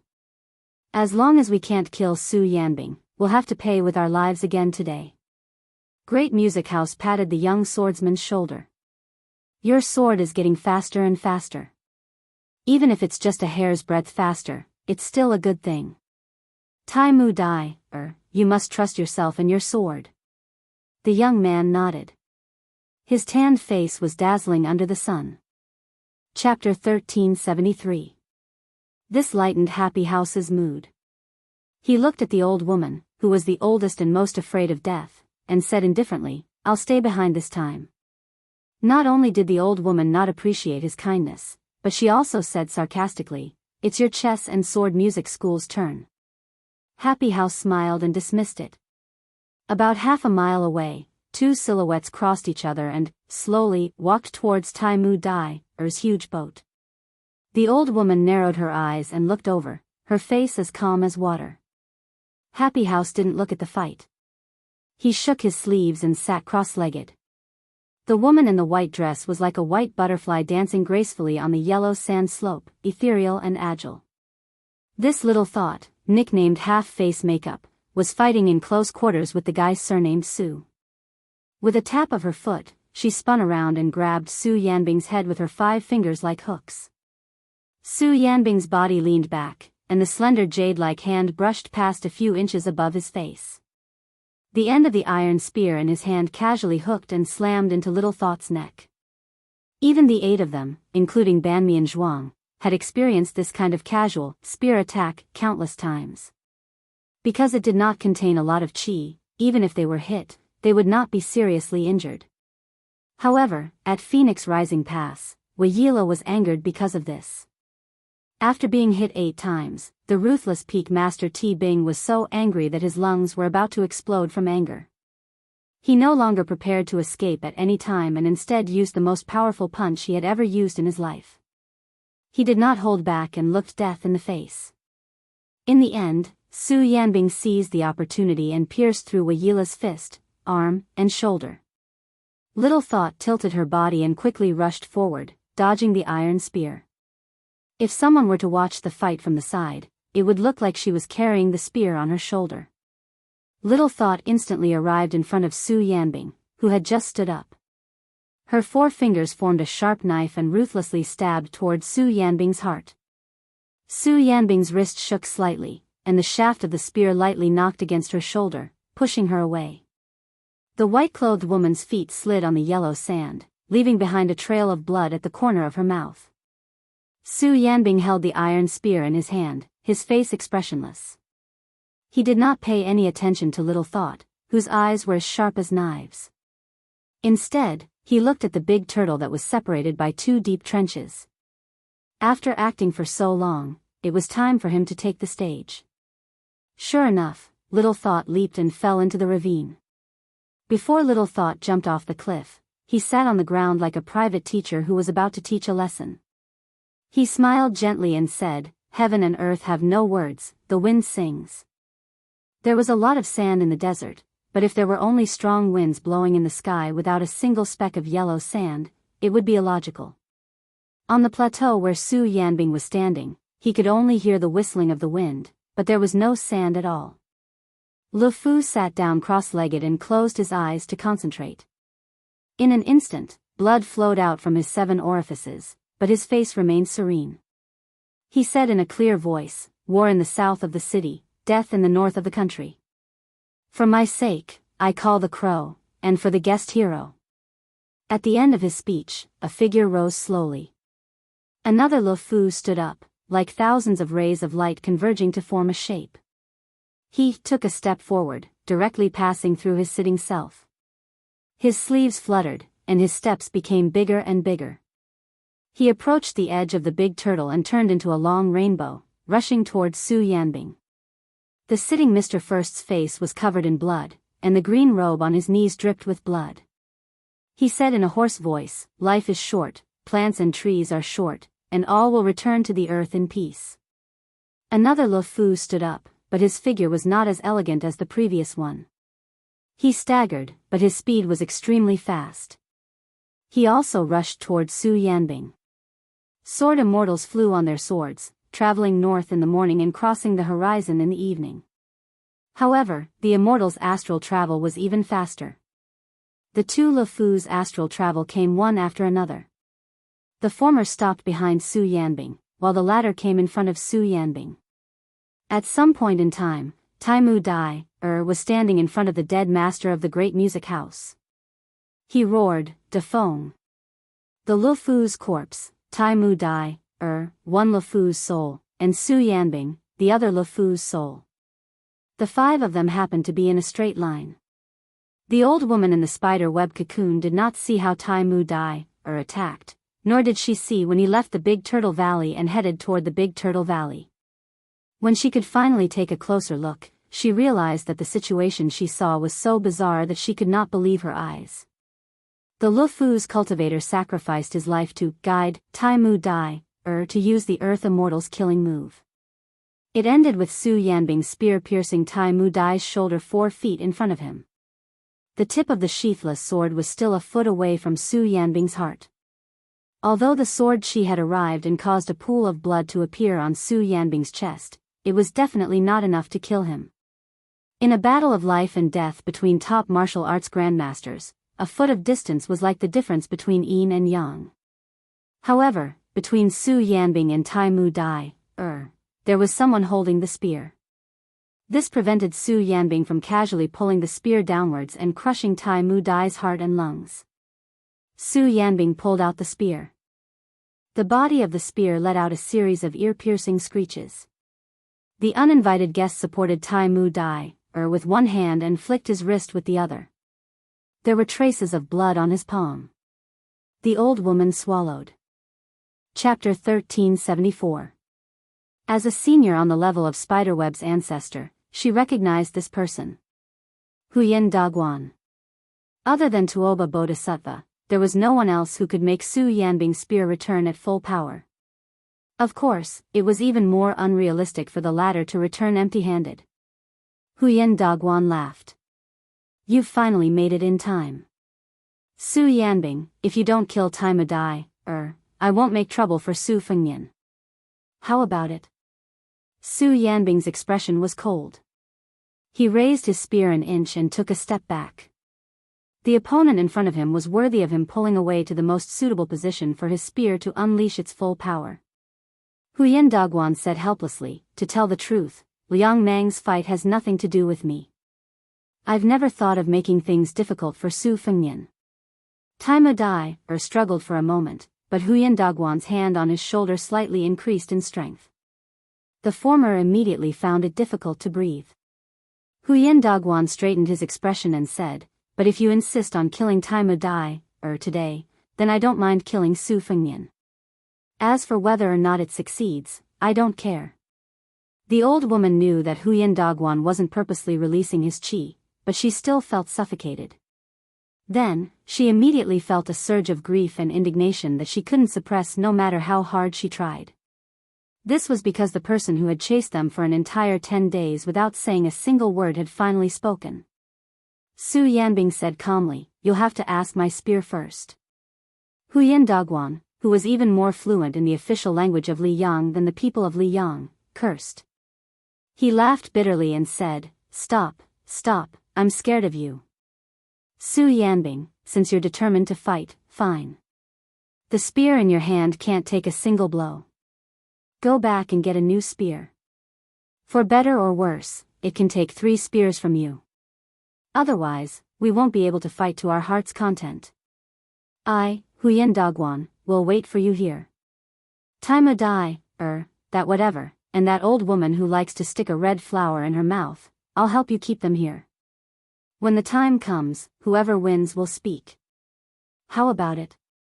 Su Yanbing nodded, turned around, and left just like that. This scene caused the old woman's eyes to almost pop out of their sockets. When Su Yanbing's figure disappeared from sight, Huyen Daguan released his grip. Tai Mu Dui, whose face was covered in tears, turned to look at the large banner where Mr. Yu sat. The scabbard slipped out of his hand. Huyen Daguan calmly said, pick it up. Tai Mu Dui, seemed to be out of his wits and did not hear what Huyen Daguan was saying. Huyen Daguan was too lazy to waste any more words. He slapped Tai Mu, several zhang away from the Great Joy House's corpse. Then, he kicked the abandoned sword over. Little thought, half of her face covered by a white veil, came to Huyen Daguan with a complicated expression. Huyen Daguan sighed, 800 years ago, was it important who we were? It was not strange that Luo Yang could not let go. She was Qin Empress's. She had even let go of this so-called Emperor Qin's shadow, so what were you? You were just a woman of the imperial family whose country was destroyed by the great Qin army. This kind of grudge has caused so many conflicts in the various dynasties and dynasties of the Central Plains over the past 800 years, let alone some princess of a small country. It's meaningless. Huyen Daguan looked up at the sky. Besides, that person is gone. Su Fengnian is just Su Fengnian. Who do you hate? Back then, you successfully instigated those 2 women to become enemies. To a large extent, it was you who caused the great Qin to be destroyed. Are you still not satisfied? Little Thought tore off the veil. Half of her face was extraordinarily beautiful, but the other half of her face was constantly changing between the faces of unfamiliar women. Finally, it stopped. It was actually half a man's face. Huyen Dagwan turned his head and did not meet her gaze. He said softly, "You can go." She looked at the white veil floating in the distance and raised a hand to cover that half of her face. She murmured, "You really left? Then tell me, where can I go? You are always like this, not even willing to look at me. I never hated you. I just want you to look at me, just one look." Huyen Dagwan asked, "You really don't want to go?" Little thought of Princess Grave raised her other hand. Her 10 fingers were like hooks as she slowly cut her 2 faces into a bloody mess. She did not show any pain and closed her eyes. She used a tone that modern people could not understand and softly hummed a song. When the song ended, Huyen Dagwan pushed her forehead with his palm. She fell into the canyon. Huyen Dagwan stood alone with his hands behind his back. He sighed softly, "It's finally over in this life." That white dress was like a delicate white butterfly that was unwilling to break out of its cocoon. It hid in the cocoon timidly and looked at the outside world. There was no woman in the world who took off her veil when she was alone. Year after year, life after life, she looked at him in the mirror. In the corridor under the eaves of a private school in Biyao, an old man was lying on a rattan chair, basking in the warm sunlight. Young children sat around him. Every time the old man sang a line, the children would sing a line with him. It was an ancient song that spread not long after the great Qin was destroyed. The song was melodious. A daughter of the Yang family has just grown up, and no one knows her. Born beautiful, she can't give up on herself. She chose the king's side. Looking back with a smile, the beauties of the 6 palaces pale in comparison. Chapter 1375. The furthest distance between 2 beacon towers was no more than 30 li, and the closest distance was less than 3 li. Hong Xinjia was extremely strict and meticulous in choosing the location of each beacon tower. Standing on the watchtower of any beacon tower, one would definitely see more than 2 neighboring beacons. Bien Feng exchanged glances with each other. Among the many beacons that stretched into the distance, the deer-tail beacons located in a desert corridor was only an unremarkable one. According to the rules, there was 1 beacon commander, 2 vice-commanders, and 4 sons of beacons. After the northern Mang came knocking, the deer-tail beacons were supplemented with 5 sons of beacons and a post horse. Deer-tail beacons was set up on the left side of the gourd. It belonged to the group of strongholds with the bell and drum stronghold as the core. Compared to the date horse stronghold, it was closer to the left and to the rear. As the Beimang vanguard drove straight down, although the bell and drum stronghold had not been attacked by a large number of Mang cavalry, the beacons of deer-tail beacons could already clearly feel that the battle was approaching. Those armored Beimang cavalry roamed nearby to scout the terrain. Yesterday, there were even more daring than 10 Beimang scouts who suddenly charged toward deer-tail beacons. The distance between the 2 sides was less than 80 paces. The dozen or so Beimang soldiers with excellent eyesight could even clearly see the faces of the northern barbarians. The beacon commander Sima Zhenming drew his bow and shot down the leading Beimang scout with a single arrow. The leader of the Beimang scouts was clearly shocked. After collecting the corpse, he resentfully left. Before he left, he even raised his saber and pointed at deer-tail beacons. At dawn this morning, Sima Zhenming, who was personally responsible for guarding the rear half of the night, stood on the high platform and looked up at the cage called Do Ling. As the head of deer-tail beacons, he was different from most of the illiterate beacons in the bell and drum stronghold. Sima Zhenming was a somewhat famous scholar near the bell and drum stronghold. His writing was very beautiful. At the same time, Sima Zhenming also had excellent archery skills. Therefore, he was promoted to beacon commander in less than half a year after joining the army. The Sima family was a prestigious family in Beilyang. Although Sima Zhenming was a concubine's son, he could have relied on his status as a general family to become a government official in a nearby county. It wouldn't have taken him more than a few years to become an official. The reason why he came to Calabash Pass was because of Sima Zhenming's impulsiveness. Everyone knew that His Royal Highness had 800 bodyguards called the White Horse Righteous Followers. They were all riding Liangbei horses from Xianli Ranch. They were armed with swords, crossbows, and white armor. If it was a few years ago, the White Horse righteous followers were of little value in the eyes of first-class families. Only third-rate general families in Biyao would be willing to put their children in the White Horse righteous followers. However, after Su Fengnian's successful hereditary succession, the White Horse righteous followers became the White Horse righteous followers. Unfortunately, Sima Zhenming was not selected. Instead, a close friend of his from a prestigious family in the same county was selected. Last autumn, that guy went to Jianghu full of ambition. It was said that a few noble ladies in the county who had their eyes on the top of their heads almost recommended themselves to that guy. While Sima Zhenming was happy for his best friend, he inevitably felt that he had lost face. In a fit of anger, he ran to Calabash Pass, which was almost the northernmost border line. At first, those deer-tailed old soldiers didn't like to talk to him, and the previous feng shui didn't like this weak scholar with a handsome face. He even threatened him to clean his butt at night. At that time, Sima Zhenming was furious and had a fierce fight with that old soldier. After that, he thought that he had beaten up his superior and would definitely be sent back with his tail between his legs. He didn't expect that the feng shui, who looked like a bear, to be so strong-willed. Although he didn't give Sima Zhenming a good face afterwards, he didn't do anything to deliberately make things difficult for this troublesome feng shui who didn't know the rules. He only made Sima Zhenming cook for 2 months. Sima Zhenming didn't pay attention to the fact that a gentleman should stay away from the kitchen and just accepted it. At the end of last year, when the feng shui of each fort went to the bell and drum village to practice martial arts, feng shui of Deer Tail Ba feng shui had forced Sima Zhenming to do something beyond his ability. Unexpectedly, Sima Zhenming received a personal commendation from the Deputy General of Yuzhou Province. Until now, Sima Zhenming still remembered that on the way back to Deer Tail Ba feng shui with the feng shui of Deer Tail Ba feng shui with the feng shui of Deer Tail Ba feng shui. At the beginning of this spring, the scouts of Beilyang and Beimang almost exchanged lives with each other every day. At this moment, the feng shui of Deer Tail Ba feng shui suddenly promoted to the head of Bi Rise Castle. Sima Zhenming heard from Old Sui that the feng shui of Deer Tail Ba feng shui was comrades in many forts of Date Horse Village and Chicken Cry Village.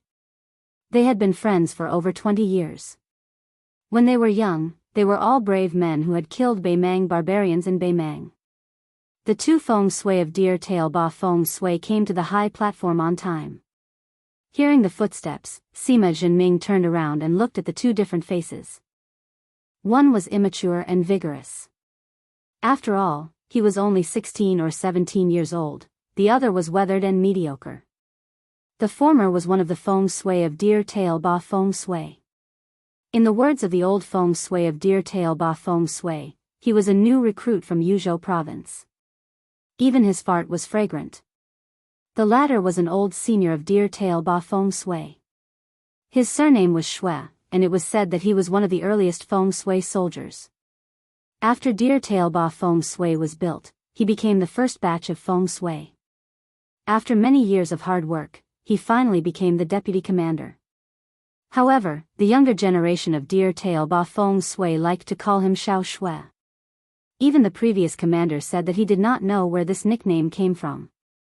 Old man Shui had a good temper and did not mind. Whenever he smiled, he would smile. The other deputy commander of Deer Tail Ba feng shui, Guoxi, was in the prime of his life. He was the only one who called the old man Master Shui. He was also a strange person who did not smile much. There were many round logs in Deer Tail Ba feng shui. Guoxi would practice a set of boxing moves on the logs every day for an hour. When he was on night watch, he would practice boxing moves on the edge of the high platform. Sima Zhenming had learned martial arts from a famous boxing master in Yuzhou since he was young. He had a rough understanding of Guoxi's skills. Perhaps his style was not good, but his foundation was solid. Therefore, after he became the commander of Deer Tail Ba feng shui, Sima Zhenming had always treated Guoxi with respect and treated him as an elder brother. Sima Zhenming smiled at the young man, Feng Zi, and said, "Spring sleep is hard to come by. Go sleep for a while. I'll keep watch for you." The young man shook his head and smiled brightly, "No need. third brother Shao and the others are snoring like thunder. Commander Feng, you should go rest. With me and little Shua on duty, nothing will go wrong. The old man smiled amiably. Sima Zhenming had clearly experienced the thunderous snoring of those men. He smiled and said, then I'll keep watch for a while. I'm not sleepy anyways. Sima Zhenming had a sentence that he did not say out loud. Perhaps he would have to sleep in the future. The young man, Feng Zi, stood at the edge of the high platform like a long spear, looking into the distance. The short deputy commander, old man Shua, walked to Sima Zhenming's side. He reached out and pinched Feng Zi's old and shriveled collar, not saying a word. Sima Zhenming lowered his voice and sighed, Deputy Commander Shua, from the looks of it, our dear tail peace fire won't last long. Although Beimang's vanguard might not put this place in their eyes, even if they rush to set up camp below Sleeping Bao City, as long as they are still eyeing Wanhe and Shaguang cities behind Sleeping Bao City, Zhongming village will definitely be a thorn in their side. Now, let's see who will lead the troops to attack. The old man with turbid eyes nodded. He rubbed his hands and said softly, Commander Sima Feng, I'll tell you the truth. Don't be angry. Our dear tail soldiers are actually very open-minded. You're different from us. You don't have to wait for death here. We can use our family's connections to transfer you back to Yuzhou, which is safer. Commander Feng, are you really not afraid of death, or have you gone crazy thinking about military merits? Sima Zhenming didn't get angry. He smiled bitterly and said, of course I've thought about this before, but a letter from my family told me not to even think about it. Although my Sima family is a large family in Yuzhou, not to mention the previous generation, there are 4 Sima descendants in my generation who hold positions in the Yuzhou army. Including me, there are 3 who are at the mouth of the gourd. I joined the army the latest, so I can't be the Commander Feng. My eldest grandson's eldest brother is already a military inspector in Shaguang City who is only a step away from becoming a military officer. My family originally wanted to do everything we could to help him find a good excuse to retreat to Yuzhou, but who would have thought that my eldest brother was stubborn and refused to leave? The family could only settle for the next best thing, which was to move my 4th brother, who has a slightly lower position, back to Yuzhou. However, those generals in the Yuzhou border army aren't blind. My Sima family isn't an existence that can see the heavens. Once the 4th brother from the eldest branch leaves, then I, the 3rd brother, naturally have to stay. My father's letter was vague, but that's the general's meaning.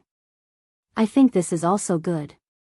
At least I have a younger brother who is 10 years old from the same mother. With him by my mother's side, I'll be able to support myself in 4 or 5 years. Once I shamelessly return to Yuzhou, my father, mother, and younger brother won't be able to raise their heads for the rest of their lives. Sima Zhenming's originally bitter smile began to become somewhat free and easy. After glancing at the young Master Feng, he looked at the old man and said, I don't dare to ask the young Master Feng, nor do I have the heart to ask. However, I'm very curious about what Deputy Commander Shua and Guoxishuai are thinking. Before I arrived at the mouth of the gourd, I heard that you old veterans are the best at fighting. Let's not talk about military merits for now. Let's talk about preserving our lives first. Chapter 1376. The old man reached out his hand to support himself on the cold orange stalk. His old face was wrinkled like a withered tree, and it was unknown how many sorrows and joys he had accumulated. The old deputy commander said calmly, Marshal Sima Feng, to tell you the truth, this old man has never been on the battlefield in my entire life. I've never experienced a battle before. I've only seen it a few times from afar many years ago. Ever since I arrived at Huluku 17 years ago, I never thought that I would see the Beimang army while I was still alive. People died in battle. This old man has lived for so long. I'm someone who can't wake up at any time. It's not that I'm afraid, but I don't dare to think about the tragedies that happened after the war. Many years ago, before I arrived in Biyao, I saw 2-legged sheep being sold by the side of the road. They were sold by the caddy, with butchers and pots of boiling water on the side. Dog meat was 500 coins per caddy, and this sheep meat was only 100 coins per caddy. Sima Zhenming's face was full of confusion. He didn't know what to say about selling sheep meat and eating sheep meat.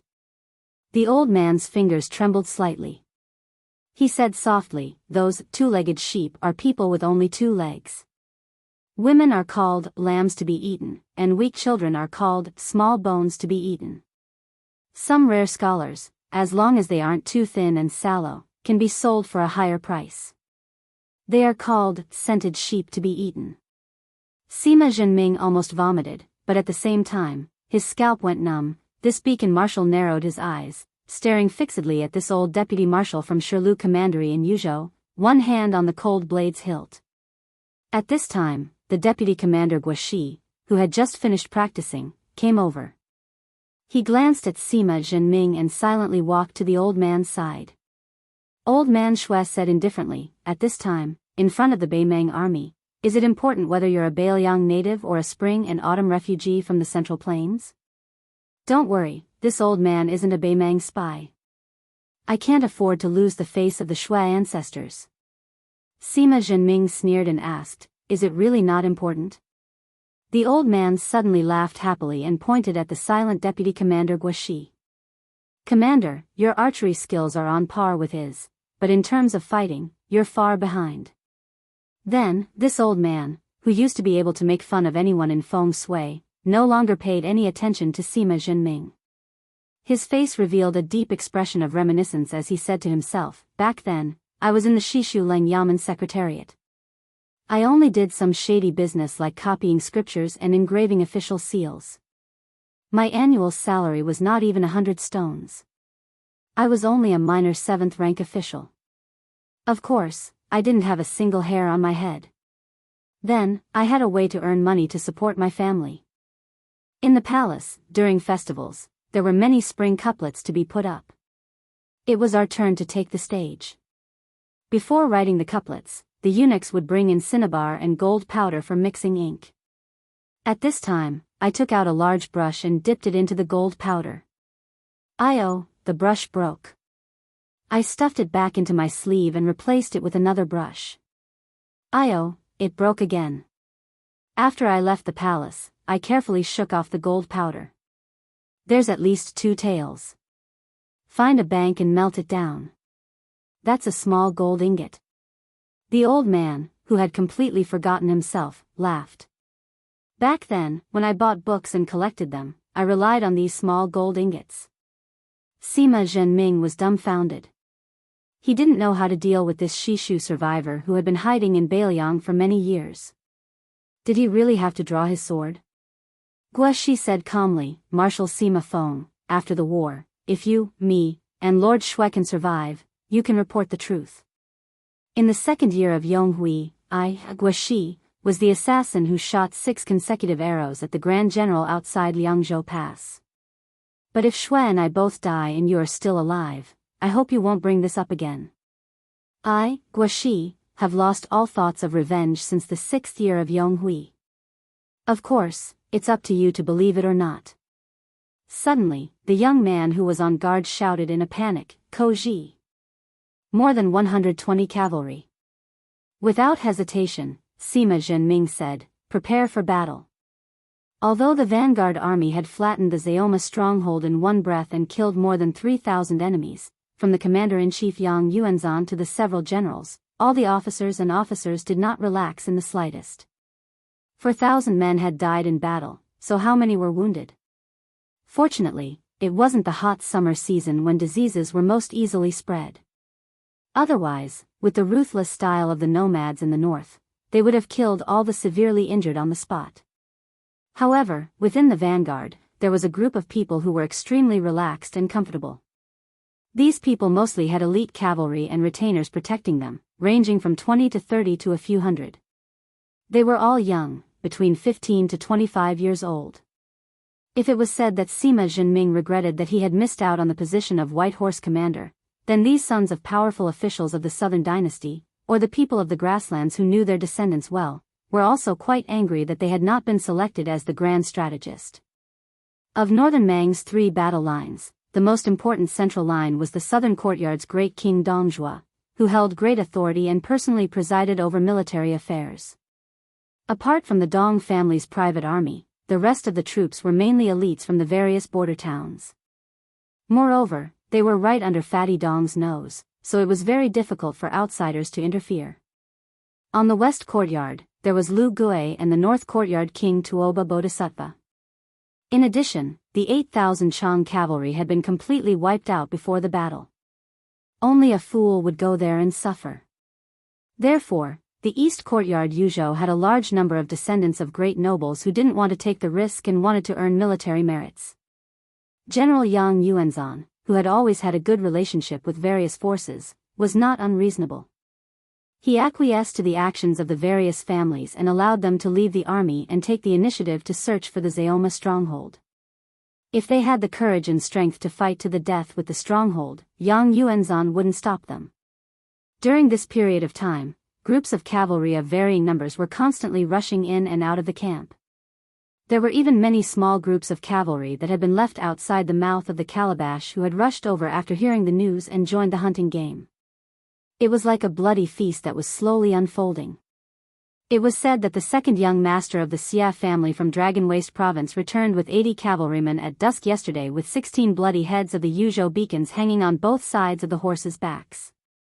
There were also 2 warhorses that deliberately dragged the corpses of 2 beacon commanders into the camp. The 2 corpses were dragged all the way across the yellow sand, their flesh and blood badly mangled. One could even see the white bones on their backs. In the latter half of the night, another group of grassland Rong soldiers returned. It was a group of over 400 cavalrymen gathered from 3 tribes. They directly broke through a Wu castle in a valley at the edge of Crouching Bao City. These blood-soaked Rong soldiers waved their sabers as they entered the camp. The sabers that were clearly different from the Rong scimitars were all the famous Bailiang sabers of the Su family. A few young leaders of the Rong soldiers even threw down a few crumpled things as they rode into the camp. When someone picked them up, they realized that they were actually the Su flags. The Battle of the Zayoma stronghold had shaken the morale of the vanguard army, but their morale had been greatly shaken. At dawn this morning, another 7 or 8 groups of cavalry rushed out of the camp. With the arrival of a large number of siege weapons, the attack on Crouching Bao City was imminent. A tall man with a full beard whose age couldn't be determined was casually walking in the military camp. Beside him was a maidservant who was countless times more eye-catching than him. The young woman had an exquisitely embroidered brocade pouch hanging from her waist. Unfortunately, that bit of fragrance had long been covered up by the stinky smell of the military camp, leaving not even the slightest bit of it remaining.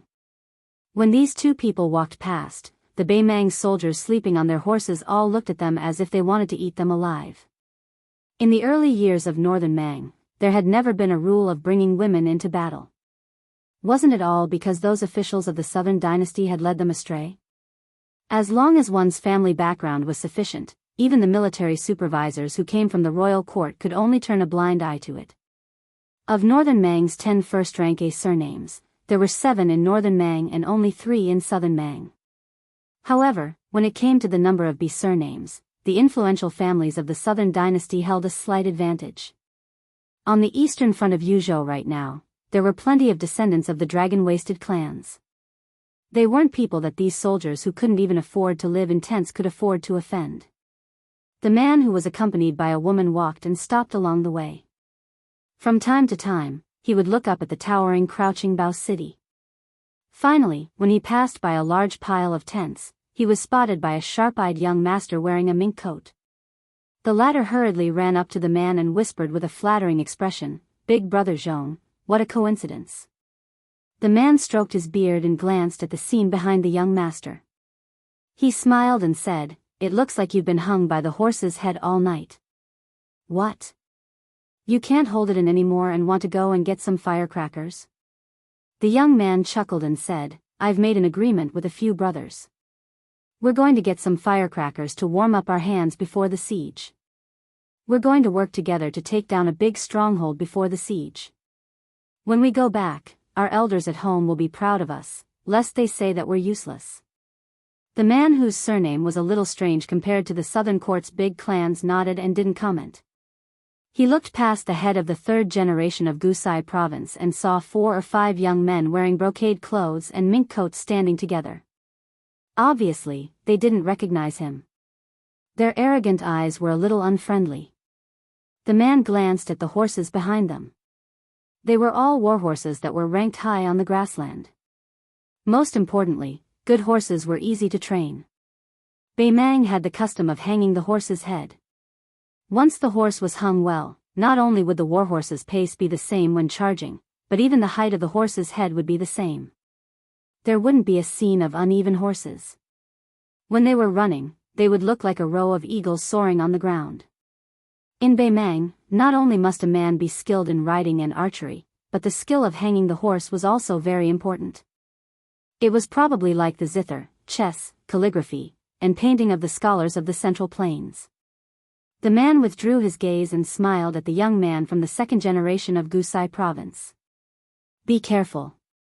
There will be a lot of big battles in the next few years. Chapter 1377. The young master, who was a descendant of a wealthy family in Gusai province, was flattered and nodded vigorously. Then, he said mysteriously, "There's a guy with the surname Pang.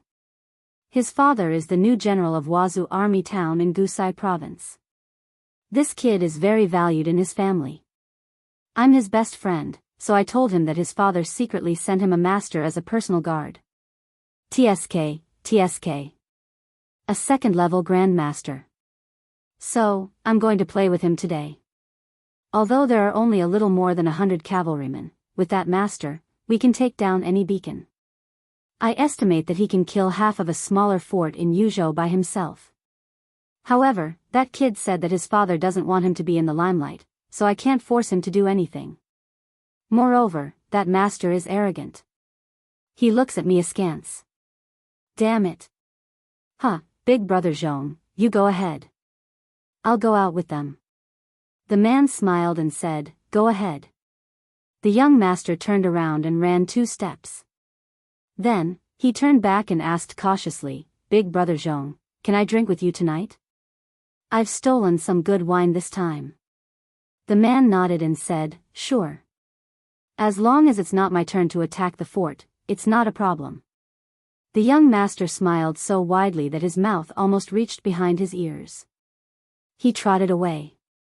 The 400 or so riders led by the 5 children of aristocratic families roared as they galloped away.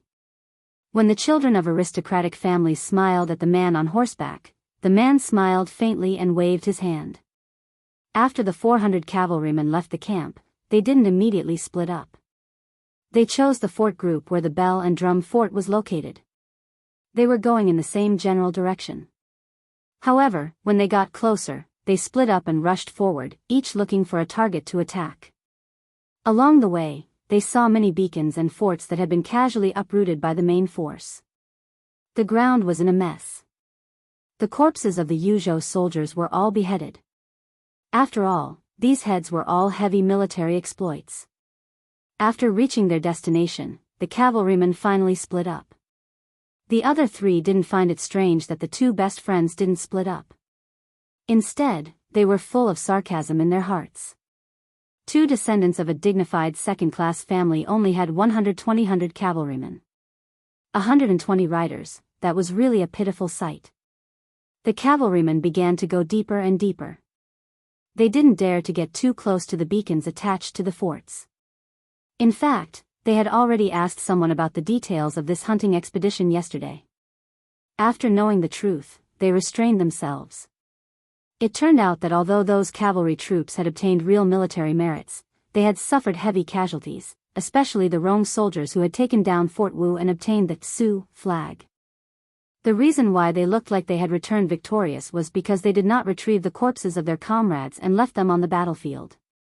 Furthermore, according to various sources, although those sparrow-sized beacons were small, the archers were often very troublesome to deal with. Even if they managed to break in, they would still have to engage in close combat to the end, and would not rest until they were dead. What a joke! Northern Mang and Northern Liang had been fighting fierce battles for so many years. Who had ever heard of anyone accepting surrender? It was rumored that the former king of the South Courtyard, Huang Songpu, had made a suggestion in the court after his return to the throne, to see if he could recruit people to surrender. At that time, not to mention the generals who were holding the edict as if they had smelled shit, even the emperor's face had turned green on the spot. In the end, it was still the imperial decree of peace who helped Huang Songpu out of this predicament, saying that the matter of surrendering wasn't urgent, that they could talk about it after Biyao was defeated. The imperial decree of peace even joked, saying, as long as our army crosses Biyao's path, even if Sir Huang doesn't want to surrender no matter what, my great Mang generals and the blade craftsmen in the rear will protest together. Stop killing, there aren't enough blades. The 120 cavalrymen finally found excellent prey. Young Master Pang, whose father was tile-building army's town general, raised his arm, producing a sheepskin map from his bosom. That South Dynasty third-generation ancestor who was trying to worm his way into being close to this man bent over to take a look, saying with shock, Pang Roy, you really are something. You even have this kind of thing. It seems like on our Eastern Front, only 1,000-men commander has the qualifications to carry something good like this, right? The corners of the youngster named Pang Roy's lips curled up. He put away the map, looking towards the small deer-tail beacon on the map, nodding and saying, every 1,000-men commander has a copy, a total of 16 sheepskin parchments. This is something I borrowed from one of them last night. He only found it after searching for half a day, directly giving it to me with a wave of his hand. They don't need it, nor do they care about it, but for us, it is quite useful. Sing Pingshan, let's make things clear first. We will take down as many beacon towers as we can, but in the end, we will have to split the heads of Yozhou's soldiers, so an equal split definitely won't work. I will take 70, you take 30. Sing Pingshan, whose grandfather was the assistant minister of revenue of South Dynasty's west capital, shouted strangely, bullshit, is there anyone who doesn't uphold justice like you? You and I each have 60 riders, and I won't hide behind you. No matter what, we should split it 50-50. Pang Roy tilted his head and raised his chin slightly, secretly pointing at the old rider, who was resting with his eyes closed beside him. Sing Pingshan's imposing manner immediately deflated, and he said softly, Pang Roy, my brother Pang, sigh, we have been friends for many years. How about you take 60 and I take 40? Pang Roy narrowed his eyes and said slyly, 60-40, it's not impossible, but you have to tell me who that bearded man with a woman beside him is. Sing Pingshan looked like he was in a dilemma. Pang Roy curled his lips. If you don't hurry up, I will give the order to attack the beacon towers. Sing Pingshan threw down his whip and snorted heavily. He leaned closer and whispered, Zhong family. Pang Roy's expression instantly turned serious. He muttered to himself, Zhong family, there is no other family in Beimang like them. Great General Zhong Shintong, Great Demon Zhong Liang. Among the younger generation of the Zhong family, Zhong Gui was originally quite famous, but after he married the Lu family of the Zhong family, there was suddenly no news of him. There was news that he was killed. But he has an even more powerful elder brother called Zhong Tan, right? Why, that sloppy man is one of the vanguard generals of the Eastern Front, Zhong Tan. Sing Pingshan nodded, his face full of admiration and fascination. Zhong Tan was a famous person in Beimang who could compete with the second son of the martial god, Tuoba Chunsun. Not to mention Sing Pingshan, who had no achievements, even his grandfather would have to obediently greet Zhong Tan with a smile. Pang Roy cracked his neck, raised his hand high, and waved it forward. More than 100 riders suddenly clamped their bellies and began to charge. At the Deer Tail Beacon, Sima Zhenming gave orders to his 11 subordinates in an orderly manner. He, Deputy Commander Guaxi, and 2 of the stronger sons of Beimang went to the observation tower. 5 of the remaining 7 were to guard the entrance and try to shoot 2 to 3 rounds of arrows to stop the enemy. After that, they didn't need to care about anything else and just tightly shut the door. Once someone broke through the door, they were to draw their swords and fight to the death. The other 2 were to wait for an opportunity to shoot down the Beimang cavalry. Sima Zhenming told them that what they needed to do was very simple. They just needed to wait for the enemy to come closer before killing them.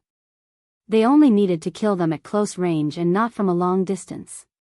1 less round of arrows was fine. After giving the order, Sima Zhenming, who was about to climb the tower, glanced at old man Shui. The latter didn't say anything and only nodded. Arriving at the tall platform, Sima Zhenming gestured downwards with his hand, having the two men with bows and quivers on their backs squat down first. After all, Sima Zhenming still didn't know if there were any Northern Mang master archers in that cavalry troop. Moreover, he and Deputy Commander Guoxi were proficient in martial arts. Even if they were unfortunate enough to encounter them, they would be able to dodge and not be caught off guard and killed on the spot. The 120 cavalry formed a neat charging line and began to madly charge. Sima Zhenming sized up the heads of the warhorses and calmly said, "These aren't ordinary cavalry." Guoxi's face was expressionless. He had already taken out an arrow from his quiver and nodded. 500 steps. Sima Zhenming glanced at Guoxi's iron bow and asked, 200 steps. Guoxi calmly said, "No need for consecutive arrows. 200 steps will pierce through armor. 150 steps, 3 consecutive arrows. Within 100 steps, 4 arrows can be loaded on the bow. If you don't want to continuously draw the bow, the furthest you can go is 250 steps. Heavy armor will be broken." Sima Zhenming coldly snorted, "Beimang isn't a fort. It's only equipped with light crossbows and not large crossbows. Otherwise, you would be able to experience the power of my large crossbow, 400 steps." Guoxi's expression was strange as he quickly glanced at this commander of Beimang. "It's not like I haven't experienced the range of an arqueballista in the past. I've seen even more powerful giant crossbows." Guoxi didn't say that the arqueballista wasn't strong. Sima Zhenming was panicking. 300 steps. Guoxi took a deep breath and suddenly raised his bow to gather power. This Shishu remnant had an almost imperceptible smile on his face. 200 steps. Pung. Almost at the same time, from the deer tail Ba Feng Sui's cavalry and the watchtower, a loud noise sounded. A tall soldier of the Beimang cavalry shot an arrow. Guoxi's arrow just happened to be the same target as that soldier. Guoxi's head suddenly tilted to the side. An arrow grazed his cheek, leaving behind a deep groove of blood. This deputy commander's ears were ringing. And that Beimang master archer had his head pierced by an arrow and fell off his horse. The distance between the two sides was reduced by another 50 steps from the rapid galloping of horse hooves. Guoxi shot 3 consecutive arrows. 2 of the 3 riders at the front had their chests pierced by an arrow. The warhorses continued to charge forward, but their corpses flew off the backs of the horses and fell heavily on the yellow sand. One of the riders quickly leaned back, his entire body leaning against the back of the warhorse. Only then was he able to dodge the arrow. Sima Zhenming also shot a quick arrow, but it was deflected by the soldier who hadn't drawn his bow from start to finish. However, although the arrow was deflected, the scimitar in the hands of the Beimang young master was knocked out of his hands. Guoxi opened his mouth and said, "Kill the easy ones first." Sima Zhenming, who had moved his feet to dodge the 3 arrows, lightly grunted. Chapter 1378. 150 steps. Almost all of the Beimang cavalry had fired a volley of arrows, and their accuracy wasn't bad either.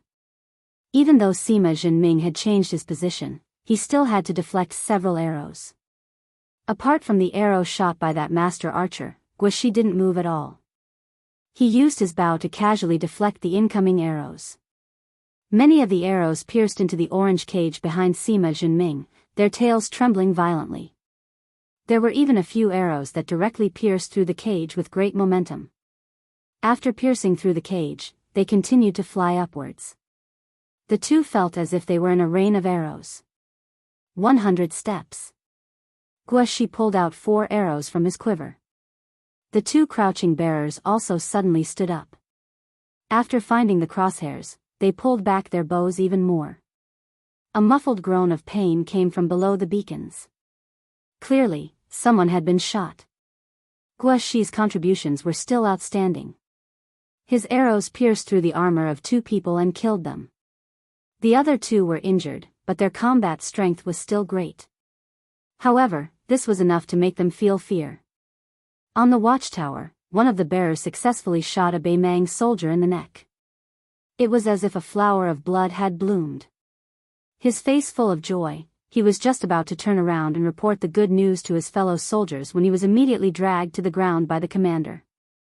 As his body fell to the ground, this bearer saw that not far away, Xiao Yuan's brother had also fallen. Only his face had been pierced by 2 arrows. There was even an arrow in his shoulder. Sima Zhenming roared, "You don't want to live anymore? Did you forget what I said? Once you shoot an arrow, you'll be a coward for this daddy." That bearer gritted his teeth and used his arm to wipe away his tears, nodding heavily. Less than 50 steps. This meant that this would be the last volley of arrows from the deer-tail beacons. Sima Zhenming, who had bent over like a cat, shot down another soldier. As for Guoxi, who was being targeted by more than 20 soldiers, he was shot the moment he appeared. When he had no choice but to withdraw his bow, an arrow still managed to slice off a chunk of flesh from his shoulder. As for the archer, Feng Zi, who had just escaped death, he was shot by 6 or 7 arrows as soon as he got up. The force was so great that his body was knocked back several inches from the ground. When he fell to the ground, Master Feng lay in a pool of blood. One of his trembling hands reached out. But when he breathed his last, he was still unable to touch the brand new cold blade at his waist that he had just replaced last year. "It's time to get a new wife." That was the cheers of Deertail Beacon's men when they received their new sabers. Sima Zhenming's eyes were moist. After putting down his bow, he squatted down and helped that Feng Zi cover his eyes. He turned his head and asked, "Do you dare to have another match?" Guoxi, who had already pulled out his cold knife, nodded. 120 enemy cavalrymen, and they were elite cavalrymen at that. What followed next was the breaking of the door, the second battle within the beacon. Actually, Sima Zhenming knew better than anyone that the Deer-tail beacon was doomed to fail. It all depended on how many Beimang barbarians they could kill. Sima Zhenming ordered Guoxi in a low voice, "I'll go downstairs and guard the door. Deputy Commander Gua, you stay here and find a chance to shoot." As Sima Zhenming turned to leave, he said to Guoxi with his back to him, "Even if everyone dies, including me, Deer-tail Beacon has already broken even. I thank you on behalf of the dead Bailiang brothers." Guoxi was silent, his 5 fingers tightly gripping the iron bow. As Sima Zhenming was about to walk down the stairs, Guoxi calmly said, "My real name is Guozhen, but now I'm Deer-tail Beacon, Deputy Commander Guoxi." Sima Zhenming didn't stop. He only raised his hand and clenched it into a fist. Guoxi used his hand to wipe his face, and then he produced an arrow from his quiver. With one standing up and one squatting down, he killed a northern Mang soldier who was about to dismount from his horse outside the fire beacon without deliberately aiming at all. The arrow pierced through the horse's back. It nailed him to the horse's back. When he reached the ground floor, Sima Zhenming looked around. Of the 5 people downstairs, 2 had died, but the one on the stairs was already dead. On the other hand, the enemy cavalry had 11 dead and 6 injured. Without waiting for Sima Zhenming to speak, the door was knocked open and they swarmed in. Sima Zhenming walked out with large steps, bringing his blade down on the head of a tall and large northern Mang barbarian, drawing out a bone-deep scarlet wound on that person's face and chest. Blood splattered all over Sima Zhenming's body. In the blink of an eye, he stabbed a second barbarian in the chest with both hands and roared, "Deputy Commander Shui, take all our brothers upstairs and help Guoxi guard the stairs." Sima Zhenming charged forward with the collision saber style, knocking 3 barbarians in a straight line out the door in one go. Taking advantage of this opportunity, Old Man Shui ran towards the stairs with the 3 barbarians. However, one of the barbarians who had barged into the beacon threw out his saber with all his might, the entire blade stabbing into the barbarian's thigh. The barbarian tumbled down the stairs. He had a young face. He was the youth who had been on guard duty earlier and had seen the enemy cavalry attack. His face was pale as snow as he leaned against the stairs, his eyes filled with fear. However, at that moment, the youth, who usually spoke in a soft voice when speaking to his seniors, used the loudest voice he had ever used in his life to shout at the 2 barbarians at the top of the stairs, "Don't worry about me." The youth raised his crossbow and shot an arrow at the barbarians charging at him. A sturdy barbarian lowered his head in disbelief and saw the crossbow arrow sticking out of his chest with only the end of the arrow sticking out. The youth was hacked to death by a flurry of sabers. Meanwhile, Sima Zhenming, who had charged out of the door, killed another 2 young Beimang barbarians. However, an old barbarian swept forward in a daze and grabbed him by the neck. Sima Zhenming's entire back was smashed into the wall of the beacon. Sima Zhenming, who was bleeding from his 7 orifices, slowly raised the Biyao saber in his hand, which was still dripping with blood. The old man sneered and twisted his wrist, breaking the neck of the Yuzhou barbarian before throwing him to the left. The corpse was casually hung on a stone tablet by the Beimang's hidden second-rank grandmaster. Chapter 1379. According to Bailiang's example, a stone tablet in front of the beacon was engraved with the names of the 5 soldiers and their equipment. Sima Zhenming, the newly appointed commander of the Deer-Tail Beacon. His corpse's blood covered the stone tablet. As for the previous commander, the one who wanted him to clean his ass the first time they met, he was called Hu Lin. He was the one who had died before Tang Yanchao, the deputy captain of Fengshi Castle. Before Hu Lin resigned from the commander and was promoted to captain, he had once secretly sought out Sima Zhenming. In the end, he stood in front of him for a long time, scratching his head. He probably couldn't bring himself to apologize. Indeed, having these old ruffians say such things was worse than being stabbed. In the end, the 2 of them laughed it off. In the end, they were both dead. On the watchtower, the old Beimang grandmaster killed 2 more beacons who had drawn their swords. In the meantime, he used his hand to catch an arrow from the number 1 divine archer. The old man twirled the arrow in his hand. Looking at the 2 remaining ants, his smile was full of disdain. The short old man surnamed Xue said calmly, "You're the only heir of the Guo family. You can still leave. I'll help you block them." Guoshi threw away the large iron bow and slowly drew the cold, shiny blade at his waist. "Uncle Xue, the Guo family is gone." Old Xue, who hadn't taken action in this battle, was silent. The Xue family had more than 40 people. After Chu Lushan's 1,000 cavalry entered Shu, apart from him, who was known for his cynicism in Western Shu's imperial court, all of them had died. Those who died in battle, those who committed suicide, those who were killed. There were also the women and children who had been poisoned to death by the men of the family. How could he not hate the Su family in Bailiang? But so many years had passed. Old Xue didn't know when, but he realized that many of his memories were slowly blurring.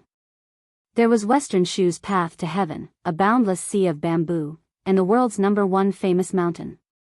The old man liked being called Little Xue by those young Bailiang people. He liked the snow that Western Shu had never encountered before. He liked standing on high ground, closing his eyes and smelling it. His nose was filled with the smell of wind and sand. The old man asked softly, "Have you really thought it through?" Guoshi nodded.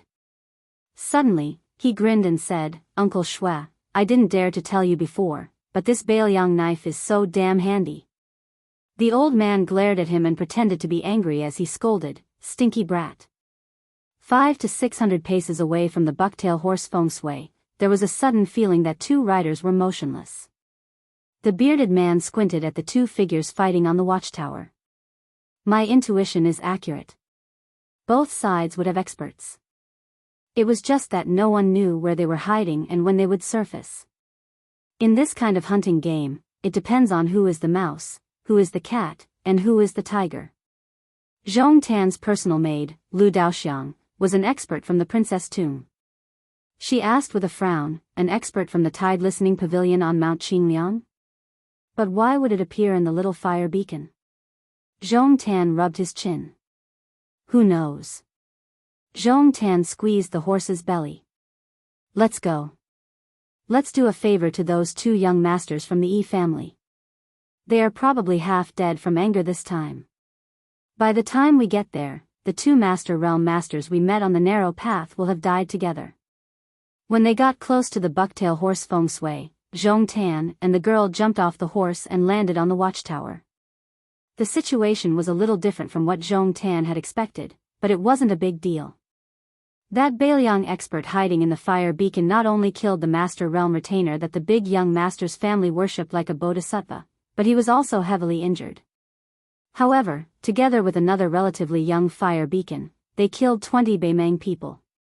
Beimeng, Biyao. The ground was filled with corpses. Zhong Tan could only lightly kick and send the Biyao fire beacon's corpse flying. Tsing Pingshan hugged his head and curled up in a corner, his body trembling. Pang Rui was crazily slashing at a corpse with his blade. A grandmaster and a rank 3 expert. I will be beaten to death by my family when I get back. I will chop you all to pieces. She, who was pretending to be Zhong Tan's maid, frowned. Zhong Tan coughed and waited until Tsing Pingshan, who had finally returned to life, raised his head. Zhong Tan nodded at him and then said to Pang Rui indifferently, "All right, it's just an expert. I'll give you one later. I guarantee that he'll be much stronger than the one lying on the ground. As for how to explain it to your father, who is now a general in the town, I will help you." Pang Rui's face was stunned. Then, it was as if he had narrowly escaped death. Zhong Tan walked over and helped Tsing Pingshan, whose legs were weak, up. He said with a pleasant expression, "Call young Master Pang tonight. I will treat you all to wine and help you all calm down." Tsing Pingshan's face was covered in tears and snot. He clutched the general's sleeve tightly and nodded like a chicken pecking at rice. Zhong Tan shook off Tsing Pingshan's hand without leaving a trace. He came to the battlement and saw the corpse hanging on the beacon flintstone tablet. This important person in the entire Beimeng dynasty just stared at it for a long time. The woman asked, "What's wrong?" Zhong Tan's gaze didn't move at all. He said softly, "A few unknown experts popping up is nothing. But what is truly terrifying is where." Zhong Tan stretched out her finger and pointed at the stone tablet. The woman was puzzled. Zhong Tan smiled and stretched. "No matter what, let's take down Crouching Bao, Wanhe, and Xiaoguang cities first. Otherwise, our general will ask my uncle to bring me back personally." The group of people went downstairs. Under the dumbfounded gaze, Zhong Tan suddenly walked to the stone tablet and gently carried the corpse down. She let the corpse of the bucktail Ba Fengzi, whose name they didn't know, sit against the stone tablet.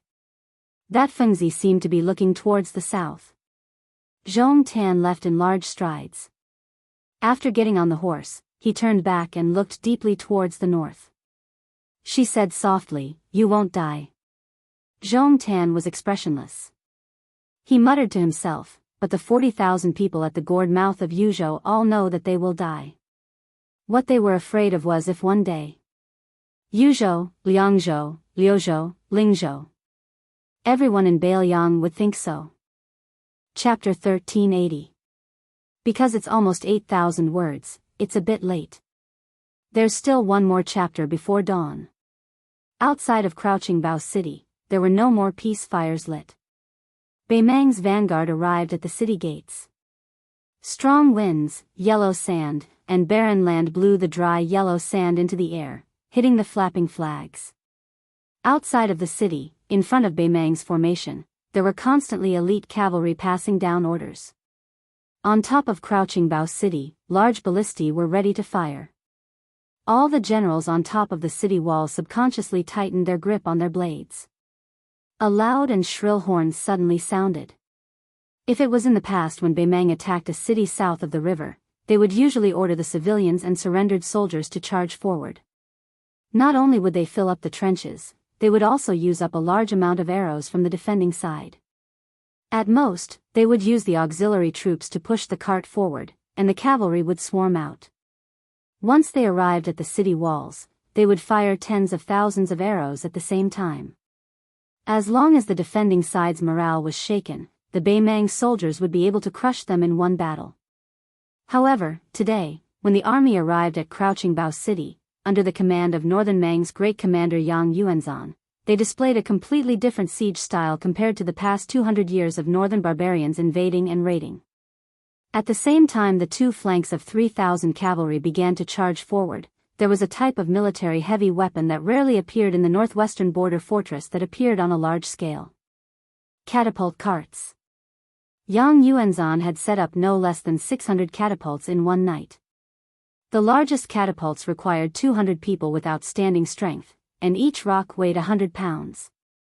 Not only did the 600 catapults bring a considerable amount of rocks with them when they went down south, they also swept up all the rocks north of Crouching Bao City. At this time, all of the northern Mang soldiers who were biding their time couldn't help but raise their heads, quietly waiting for that spectacular scene. Countless giant boulders would be flung high into the sky, and then smashed into hidden Bao City's walls, or landed on Ring City's military path. The 600 catapults seemed to be facing Crouching Bao City, but from the top of the city walls, one would know that they were arranged in an arc. The stronger ones would be placed in the center of the arc furthest away from the city, while the weaker ones would be placed on the left and right, and so on. No one knew who was the first to shout, but the Beimang soldiers near the catapults shouted the same words in unison. When the first 50 kilograms of flint, wrapped in oilcloth, was ignited, it flew high into the air and was thrown towards Crouching Bao City. It was as if a fire spirit of the heavenly court had descended to the mortal realm. Following this flint, hundreds of huge rocks smashed towards the first city at the mouth of the gorge in Yuzhou province. All the Beimang generals and soldiers were shocked by this strange siege method. Boulders fell on top of the city wall, inside the city, or were blocked by the city wall and rolled into the moat. Both inside and outside the city were filled with the sounds of wind and thunder. It was as if everyone could feel the earth trembling, as if Crouching Bao City was silently sobbing. Meanwhile, the 6,000 Mang cavalry that moved ahead before the rocks were tossed but slower than the rocks smashing into the city naturally weren't going to directly attack the city. Using cavalry to attack a city, unless there was no other choice, even the most powerful of commanders wouldn't be able to bear this type of pain. The purpose of these cavalry troops was only to escort the infantry 200 steps outside the city, to help their own side suppress the archers on the city walls. After the cavalry troops on the two wings that had opened up some distance with the infantry, after firing a rain of arrows at the top of the city walls, they no longer continued forward, instead quickly moving diagonally outwards to make room for the cavalry troops behind them. That was why the two cavalry troops were like a flood meeting a reef, but they didn't risk their lives to collide with it, instead scattering to the left and right on their own. When one of the robust cavalry commanders turned around, he gave the city wall a look. On top of the city wall, as one of Yang Yuanzhan's personal commanders, he knew about the existence of the 600 catapult carts. Moreover, he knew about the power of the catapult carts even earlier than normal commanders. Originally, in his opinion, there was no need for the two cavalry troops to protect Crouching Bao City. Under the concentrated bombardment of several hundred boulders, Crouching Bao City's defenders would be scared to the point where they couldn't even raise their heads, allowing the infantry outside the city to push all the way out of the moat. However, during the charge, casualties continuously appeared in front of and behind him. The ballistae on the city walls fired out waves after waves of arrows, among which, two cavalry troops were actually directly penetrated by a giant ballista bolt.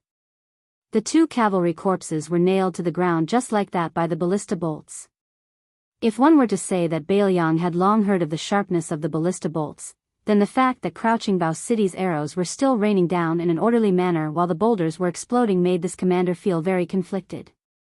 He had personally seen two Yuzhou soldiers being smashed by boulders, yet the nearby archers on the city walls still shot out arrows that were above standard. The commander curled his lips. Were these Yuzhou people really not afraid of death? There was a pile of rotten meat right next to their feet. Under the cover of the boulders and the two flanks of Beimang, the ballista bolts from Crouching Bao City were increasingly concentrated on the attacking infantry of the Beimang army. More and more infantry were pierced through by the ballista bolts, and there were even some unlucky ones who were shot in the chest by a single bolt. The inertia of the bolts caused them to slide back a dozen or so steps, causing the foot soldiers and shield soldiers behind them to fall to the ground. Even more of them were shot to death by the ballista bolts on the city walls. This was especially true when the infantry's battle line became uneven. The soldiers and auxiliary soldiers who were the most courageous and daring to charge at the very front were targeted by the master archers on the city walls. The ballista bolts weren't weak, but they were like a drop in the bucket in the face of the dense swarm of locusts. There was still no end to them. Like a swarm of black locusts, the slightly crowded foot soldiers did not care about the corpses and the wounded at their feet and continued to charge forward. A burly armored archer on the city walls drew his bow to the fullest. Just as he was about to shoot at a Baimang barbarian leader who was loudly giving orders to fill the trenches, an arrow pierced through his throat. His corpse was randomly dragged to the side, and the archer behind him quickly took his place. Continuously drawing the bow, especially to the fullest, would damage the arm the most. In the Yuzhou army, there were strict military orders regarding the distance between the enemy and the angle of drawing the bow, and when to use the crossbow was deeply ingrained in everyone's hearts. Crossbows followed by crossbows were the unshakable laws of Biyao. Among them, crossbows first were ballistas, waist crossbows, and pedal crossbows. As one of the 3 cities at the mouth of the gorge in Yuzhou, Sleeping Bao City didn't have as many ballistas as Liangbei's Huda City. However, it wasn't that Great General Yan Wenluan didn't have enough ballistas. It was just that the size of Sleeping Bao City limited the number of ballistas. However, in the previous exchange of fire, the Baimang army still suffered heavy casualties. At a glance, there were more than 100 enemy soldiers killed by the ballista bolts. 2 of the Baimang generals who were holding the line were even shot to death by the ballista bolts due to carelessness. Presumably, these 2 Kiliarchs who were already extremely far away from the city walls would die with everlasting regret. After all, their craftsmen from the Southern Dynasty always said that their ballista bolts didn't lose to Biyao in terms of range and strength. However, when they actually arrived on the battlefield, they discovered that this wasn't the case at all. Under the cover of the rain of arrows from the cavalry on the 2 wings, and even before the Baimang had fired their own ballistas, Sleeping Bao City's ballistas and waist crossbows had already been fired from the top of the city walls. If it weren't for the giant rocks from the catapults suppressing the rain of arrows from the top of the city walls to a certain extent, the soldiers of the Central Army would probably have died near the moat. Dismounting and sieging a city was something Northern Mang's warriors were the worst at to begin with. If they were fighting with their lives on horseback against Northern Liang's cavalry, then even if they were at a disadvantage, they still wouldn't feel any fear. However, without a horse to ride on, this really was a vexing matter. Fortunately, the soldiers in charge of attacking the city this time were all soldiers from the various border towns of the Southern Dynasty. They had always been a level lower in the Baimang army, so their lives, such as the elite cavalry on the 2 wings, weren't of much concern. A bearded Baimang general waved his hand, and the 600 catapults began to move forward, preparing for the second volley of rocks. They didn't want to destroy the city walls, but rather, they wanted to cut off the reinforcements on Sleeping Bao City as much as possible. Commander Yang Yuanzhan was determined to take down Sleeping Bao City, which had less than 6,000 soldiers. Moreover, the old general's request was to take down the city in 1 day. There was no lack of dissent in the commander's tent regarding this decision.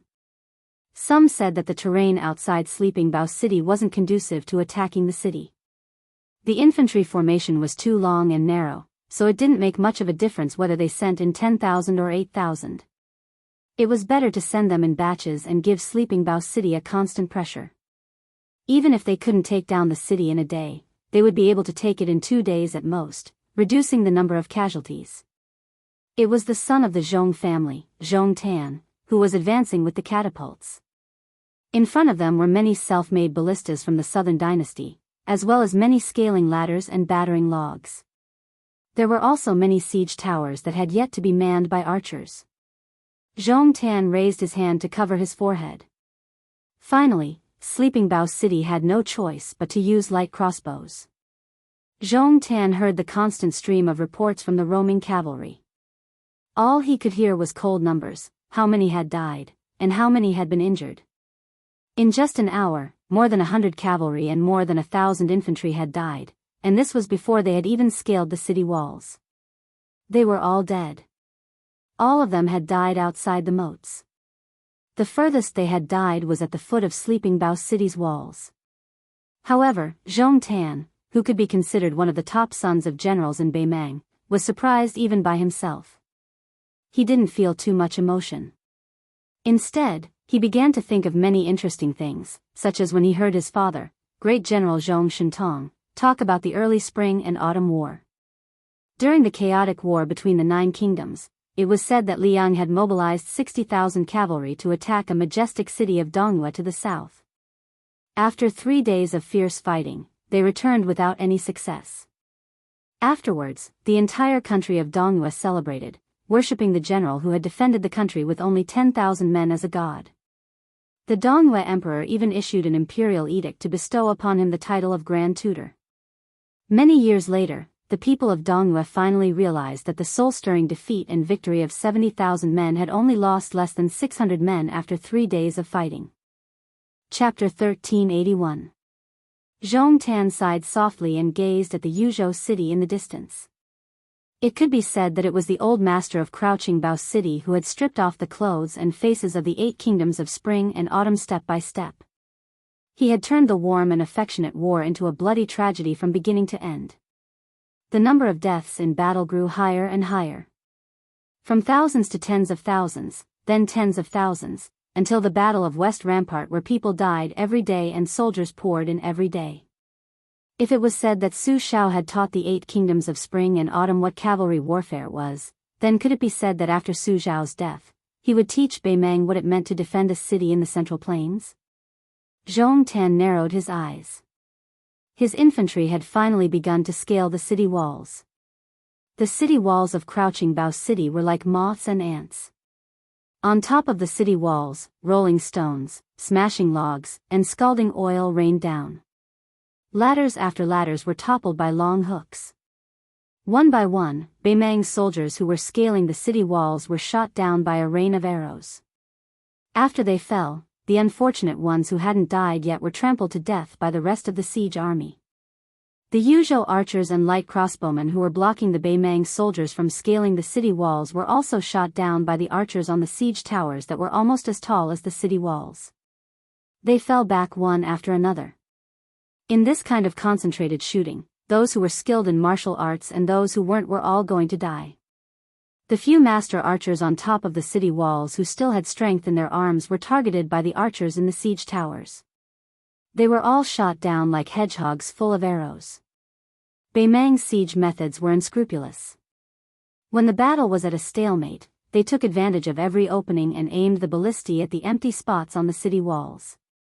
They shot out stepping arrows that were no different from large javelins and nailed them into the back of the city walls in a row, helping the Bei Meng soldiers scale the city walls.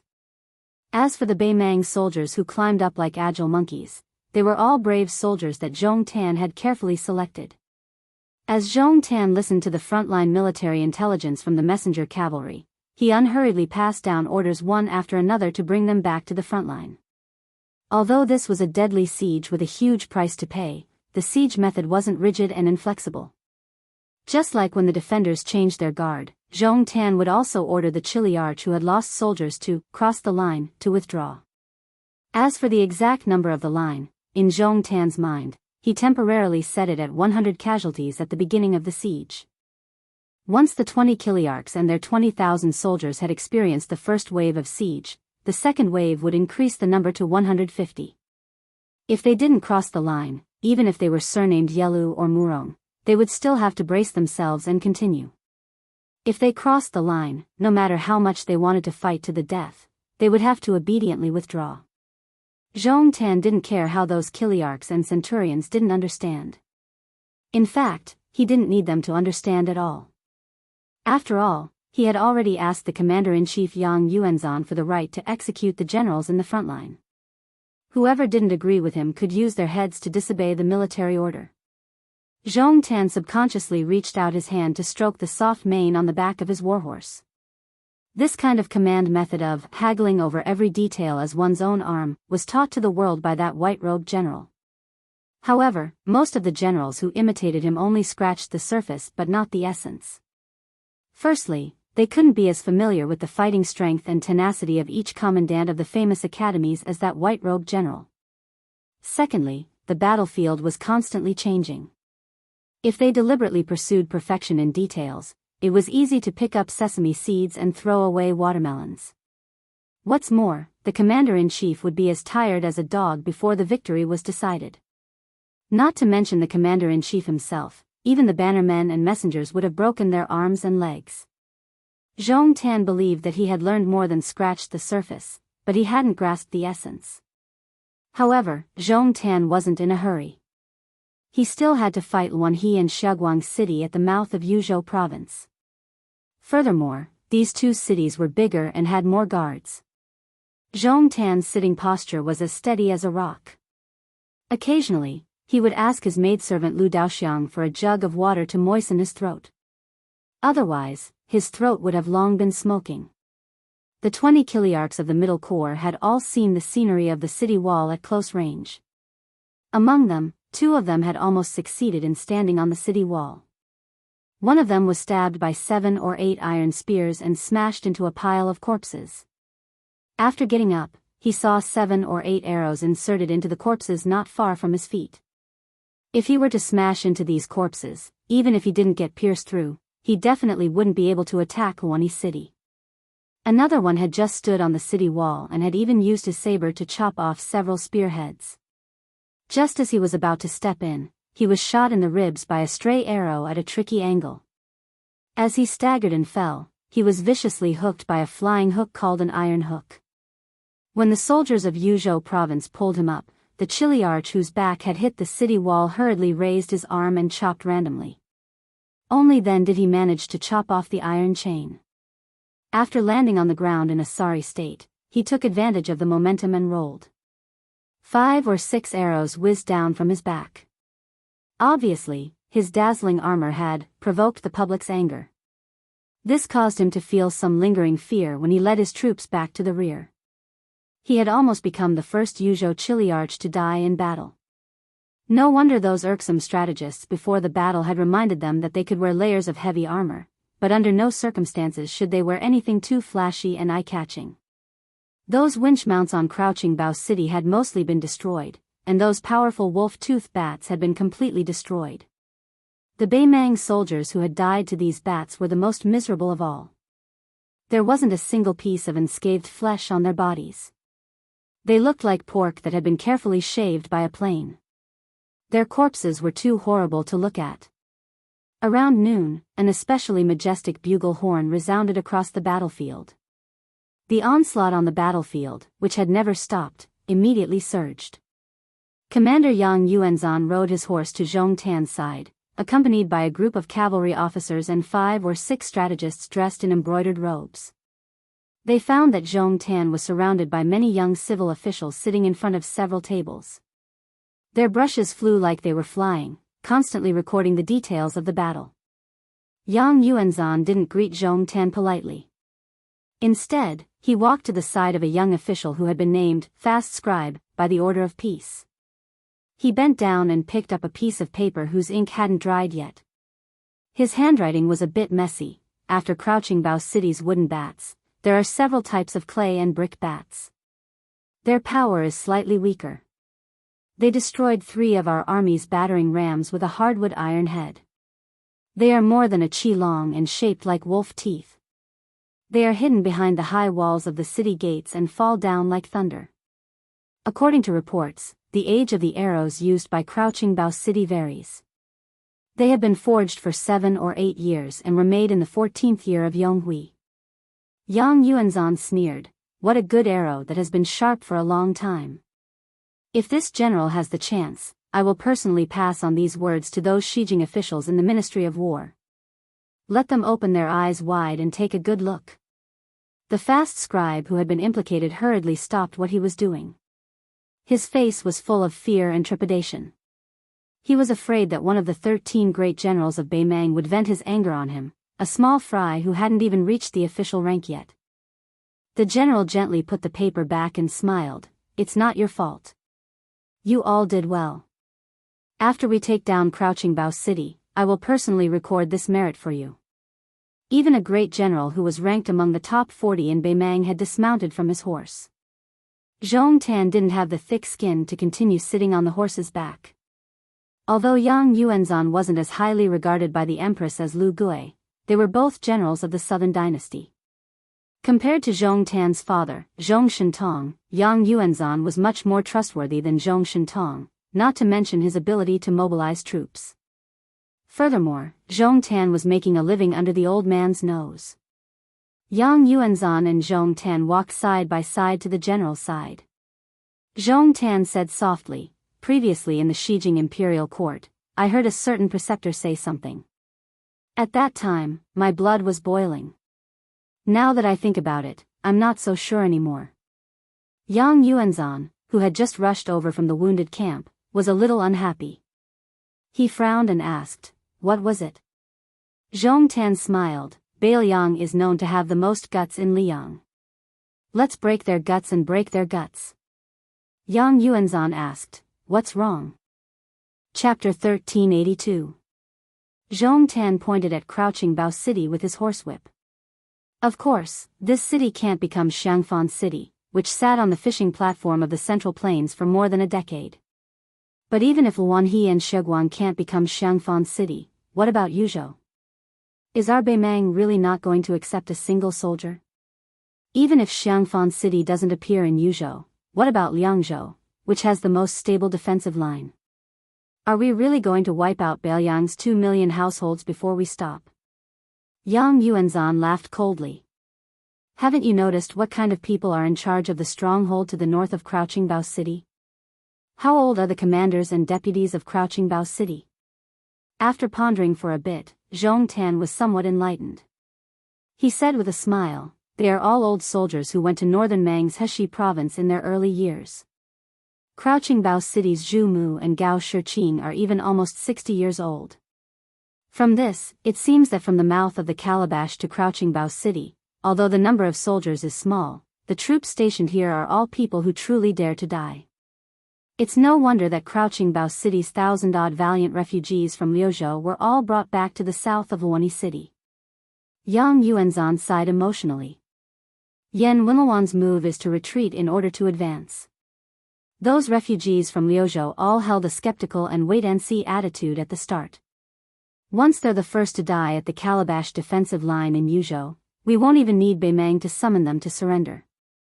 They'll start a rebellion on their own and even implicate all the refugees who left Liuzhou, as well as the situation in Liuzhou.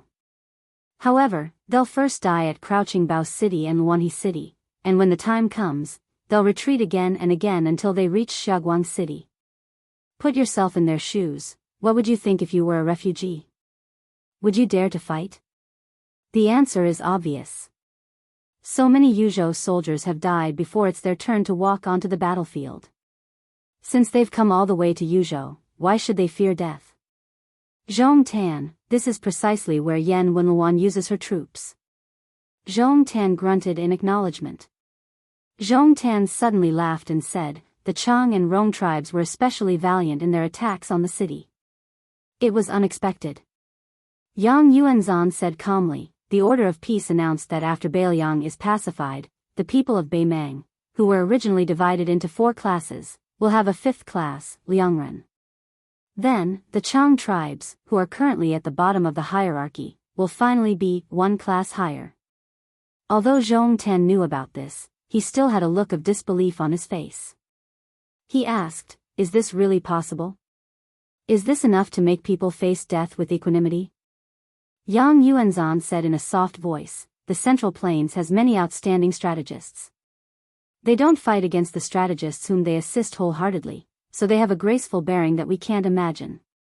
Not to mention the emperor's preceptor whose surname was Yuan in Liang's capital, not to mention Nalin Yusi who was far away in Nanjiang, and not to mention the Tide Listening Pavilion's Li Yishan, who had already died. How did these 100,000 refugees appear? How did they willingly submit to Beiliang?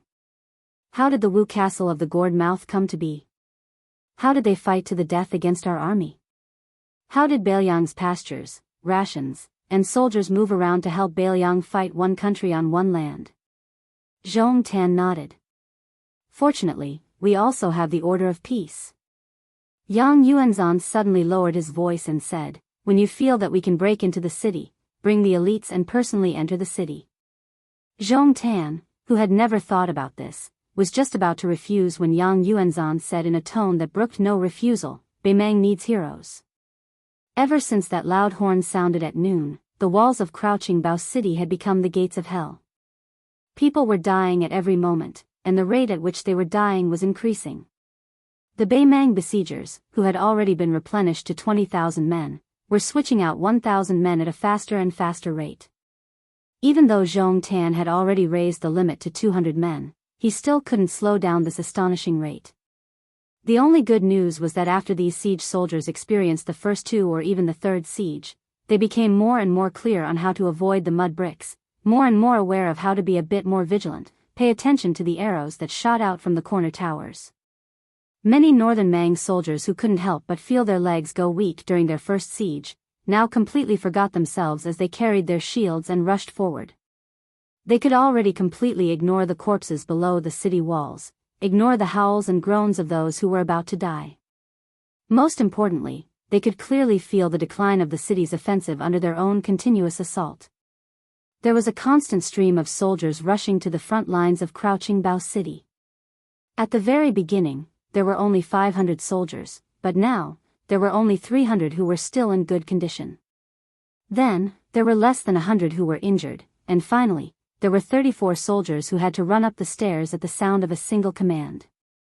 By the time buried Bao City Lord Zhu, who was overseeing the tall city gate tower, arrived at the city walls, Deputy General Gao Shiqing had already led 200 personal guards to fight on the city walls for more than 2 hours.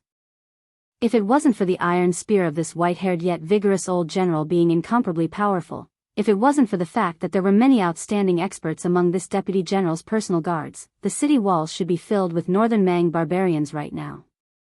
Below the inner city walls, the corpses of their fellow soldiers who didn't have time to clean up the mess piled up. In the end, the crouching Bao City guards could only hold back their tears and throw the corpses down. The corpses piled up like a mountain. Zhu Mu personally led 300 elite soldiers to support Gao Shiqing, slaughtering the 100 or so barbarians who had already jumped onto the city walls to engage in close combat. Zhu Mu wielded a cold blade in both hands, and the momentum of his blade was like a rainbow. 7 or 8 barbarians from the north were chopped in half by his blade alone.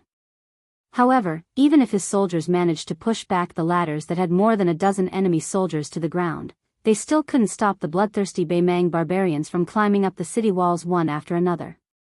Zhu Mu watched as Gao Shiqing, who was known as the Duke of Beautiful Beard, beheaded a Beimang barbarian who looked like a centurion, kicked the headless corpse, and sent another barbarian who had just climbed up the city walls with his blade flying down.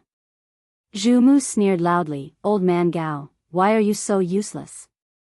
Didn't you want me to come back and retrieve that spear for you when it's almost dark? There's still more than 2 hours to go before it gets dark."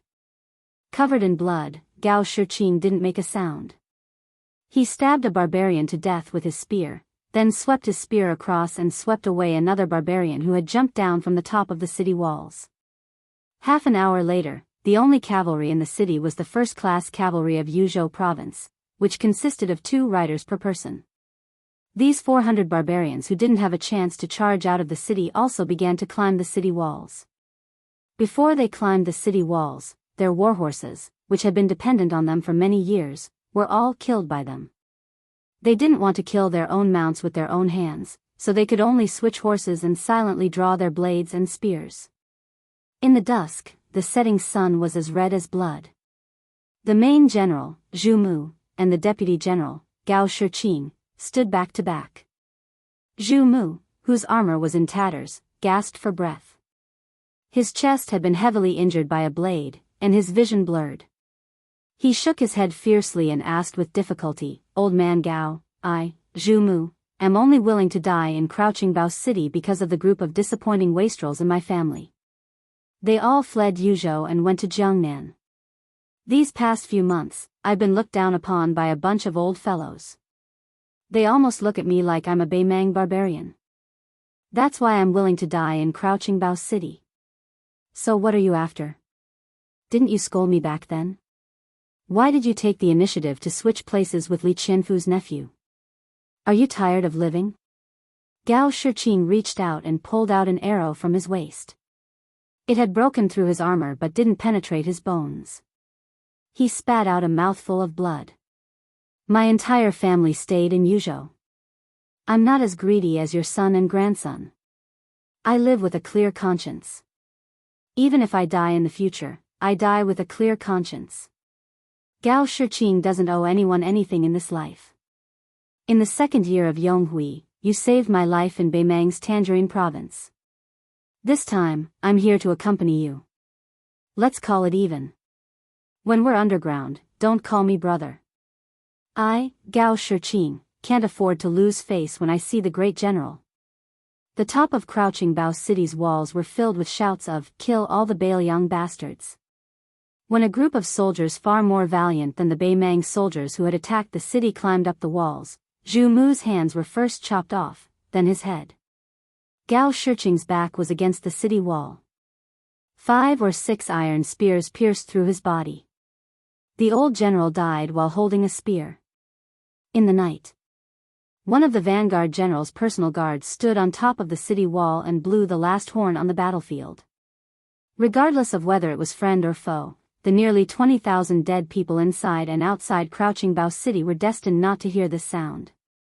Zhong Tan, who had contributed greatly to Beimang's Yuzhou front, slowly closed his eyes.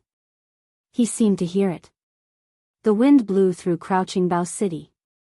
It was as if he was weeping and complaining. Chapter 1383.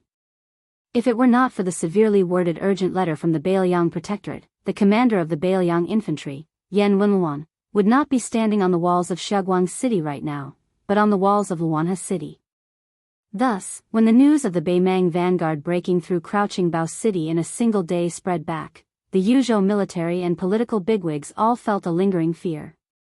If something had happened to Great General Yan, then what was the point of defending the Gourd Gate? It must be known that in the past 2 or 3 years, the Yuzhou military would always say, "It doesn't make a difference whether Biyao has His Royal Highness or not, but Yuzhou has General Yan or not." Of course, there was no one who dared to say such shameful words now. Yan Wenluan and Chen Yinshui, the 2 stabilizing forces of Yuzhou, walked side by side to a ballista nicknamed Brother 9 Oxen. Among the Biyao ballistae, the 9 Oxen and 2 Tigers ballistae were widely distributed in the major cities. Yan Wenluan weighed the huge ballista that was no different from a javelin with a calm expression, but the thoughts of the people behind him were more or less the same as that ballista. According to the plan, Crouching Bao City would not be able to hold on to the death if Beimang only sent 150,000 soldiers south. However, even though Beimang had sent twice as many soldiers to the eastern front as expected, Crouching Bao City was still not able to hold on for even a single day. This was truly shocking. He Jianghu, who was personally in charge of the military affairs of the 3 cities at the Gourd Gate, could curse Zhu Mu and Gao Shiqing to vent his anger, but the others did not have the guts or the heart to do so. After all, the 6,000 people of Crouching Bao City had already died in battle. The dead were the most important. Moreover, when had those people ever embarrassed the Yuzhou army? Huang Fu, she said with a complicated expression, Beimang's infantry not only has a large number of refined bows and crossbows, they also have a total of 600 catapults. First, they used 20,000 men to take turns attacking the city. Despite the heavy losses, General Zhong Tan still ordered them to replenish each chilly arch with 1,000 men, and they fought until they broke through Lying Bao City. He Zhong suddenly sneered, "The Beimang barbarians are using Crouching Bao City to train their troops.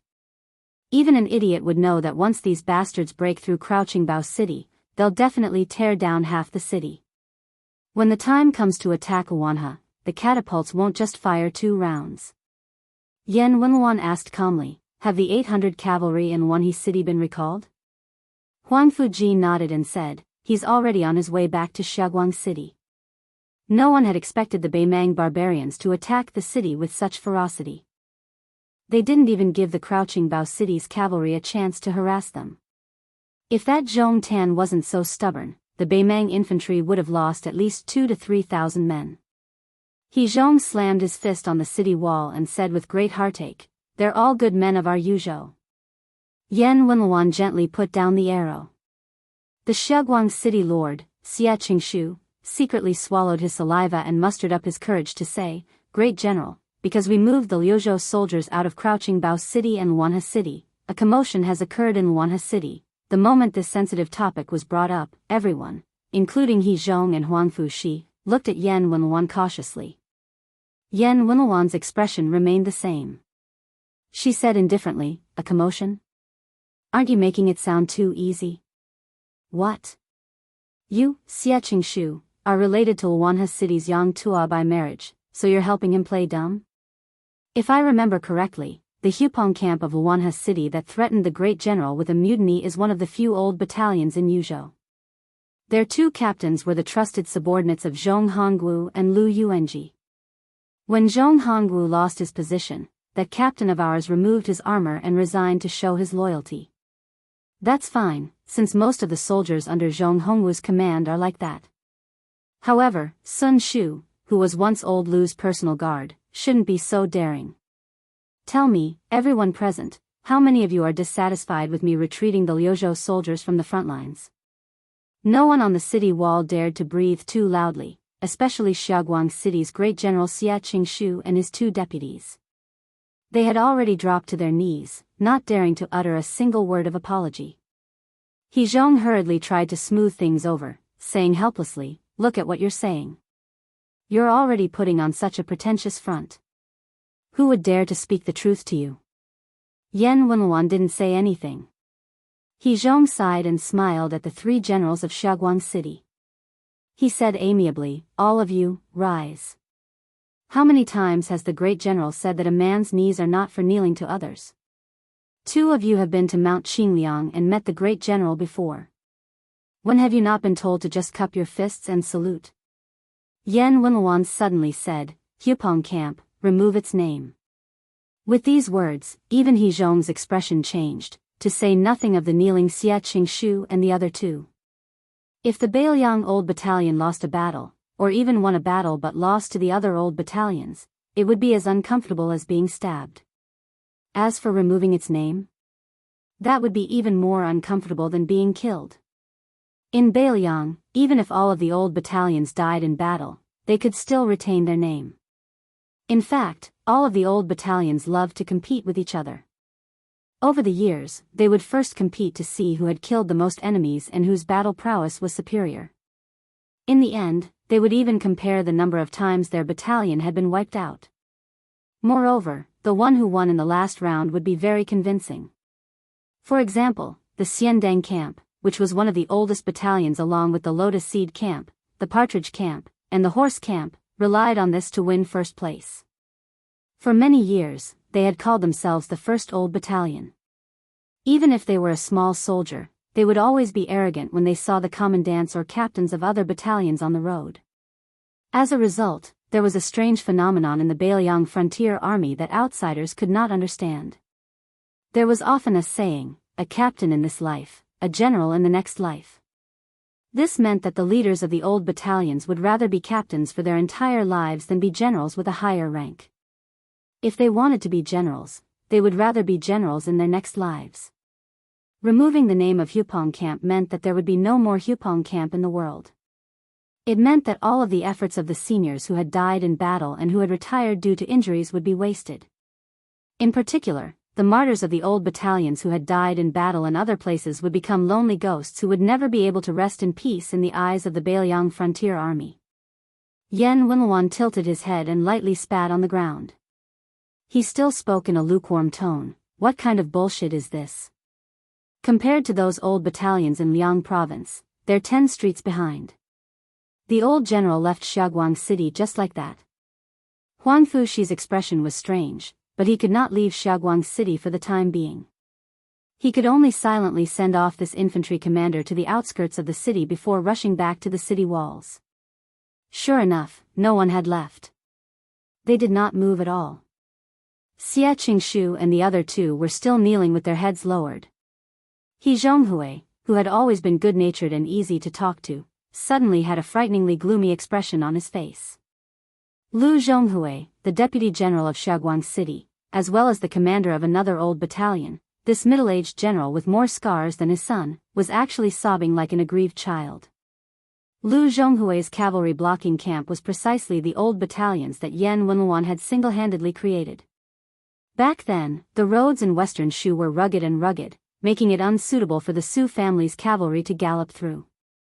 The cavalry blocking camp, which had already displayed its brilliance during the Battle of Western Rampart, had made even more contributions. They were known as the cavalry blocking camp. Even the vanguard general Chu Lushan, who had led a 1,000-man army into Shu, had not been stingy with his praise. Yan Wenluan's bullshit wasn't some sarcastic remark, but a slap to his own face as the commander of Beiliang's infantry. He Zhonghui suddenly placed his hands on the city walls. With his back facing everyone, he said softly, "How can he not be sad that Crouching Bao City is gone? In all of Beiliang, if old Yan doesn't feel sorry for Calabash City, who would feel more sorry for him?" Not only Calabash City, but all of the Yuzhou infantry were personally trained by him. Is he really willing to let our Yuzhou soldiers die before the Lu province soldiers? That's impossible. Right now, the tens of thousands of Lu province soldiers on the border of Yuzhou, as well as those from Liangzhou, including the locals of Liuzhou, and those who have taken root in Lingzhou, are all watching us. He Zhonghui took a deep breath and said sternly, "Send an order to Luanhe City. Tiger Pouncing Camp is to be stripped of its name. Lieutenant Sun Shu and the other captains are to be allowed to participate in the defense of the city. If they feel that this rebellion isn't enough to vent their anger, then fine. If they have the ability, then go and kill Luanhe General Yang Qiu. At worst, I, He Zhonghui, will personally lead the troops to quell the rebellion." Xia Qingshu clenched his teeth and said, "This general begs the great general to allow the soldiers of Tiger Pouncing Camp to redeem themselves. Give them a chance to take back their old name." He Zhonghui suddenly turned around and kicked the Sunrise City Lord away. "Do you think that Yan Wenluan is the only one who is angry at Luanhe City at such a crucial time? Do you think that the 600 Li urgent letter only told our great General Yan not to personally take the risk? Chu Lushan of the Protectorate General, our Lord Protector General, has already said, if the soldiers of Yuzhou refuse to be controlled, although the war in Liangzhou is tense, we can still send out a few capable generals to defend the city. Listen, even Chu Lushan wants your in-laws to scram out of Luanhe City. So what if I, He Zhonghui, agree?" The infantry commander had already left.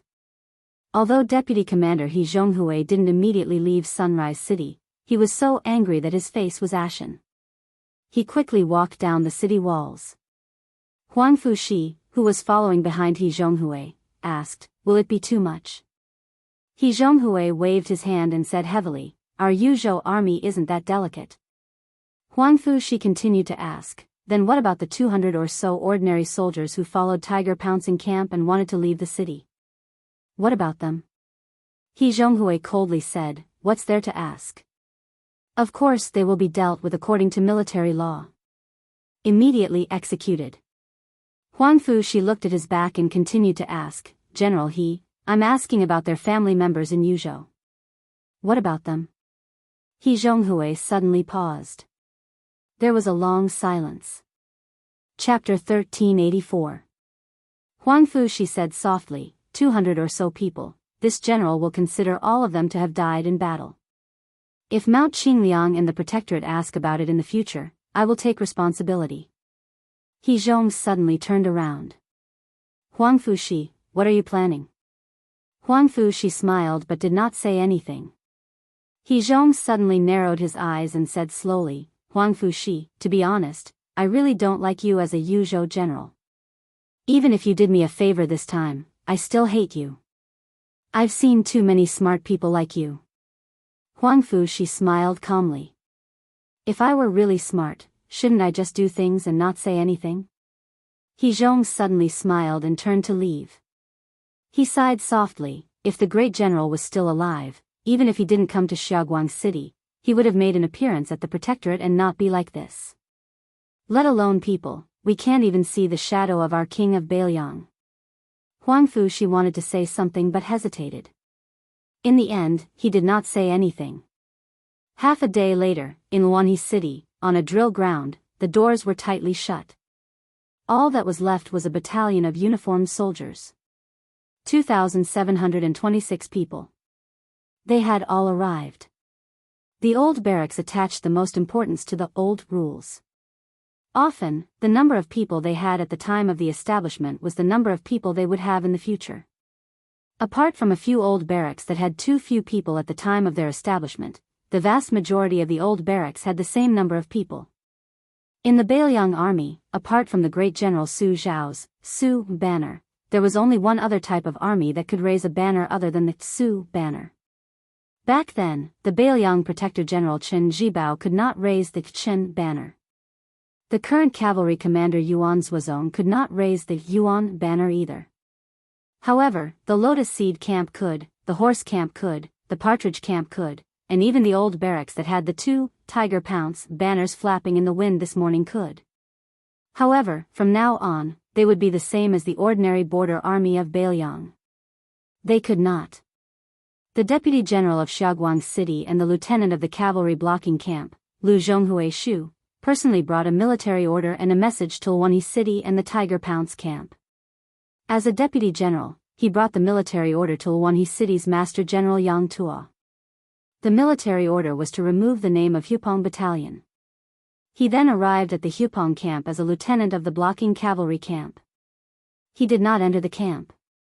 At the entrance, he said a few words to Sun Shu, whose face was full of tears.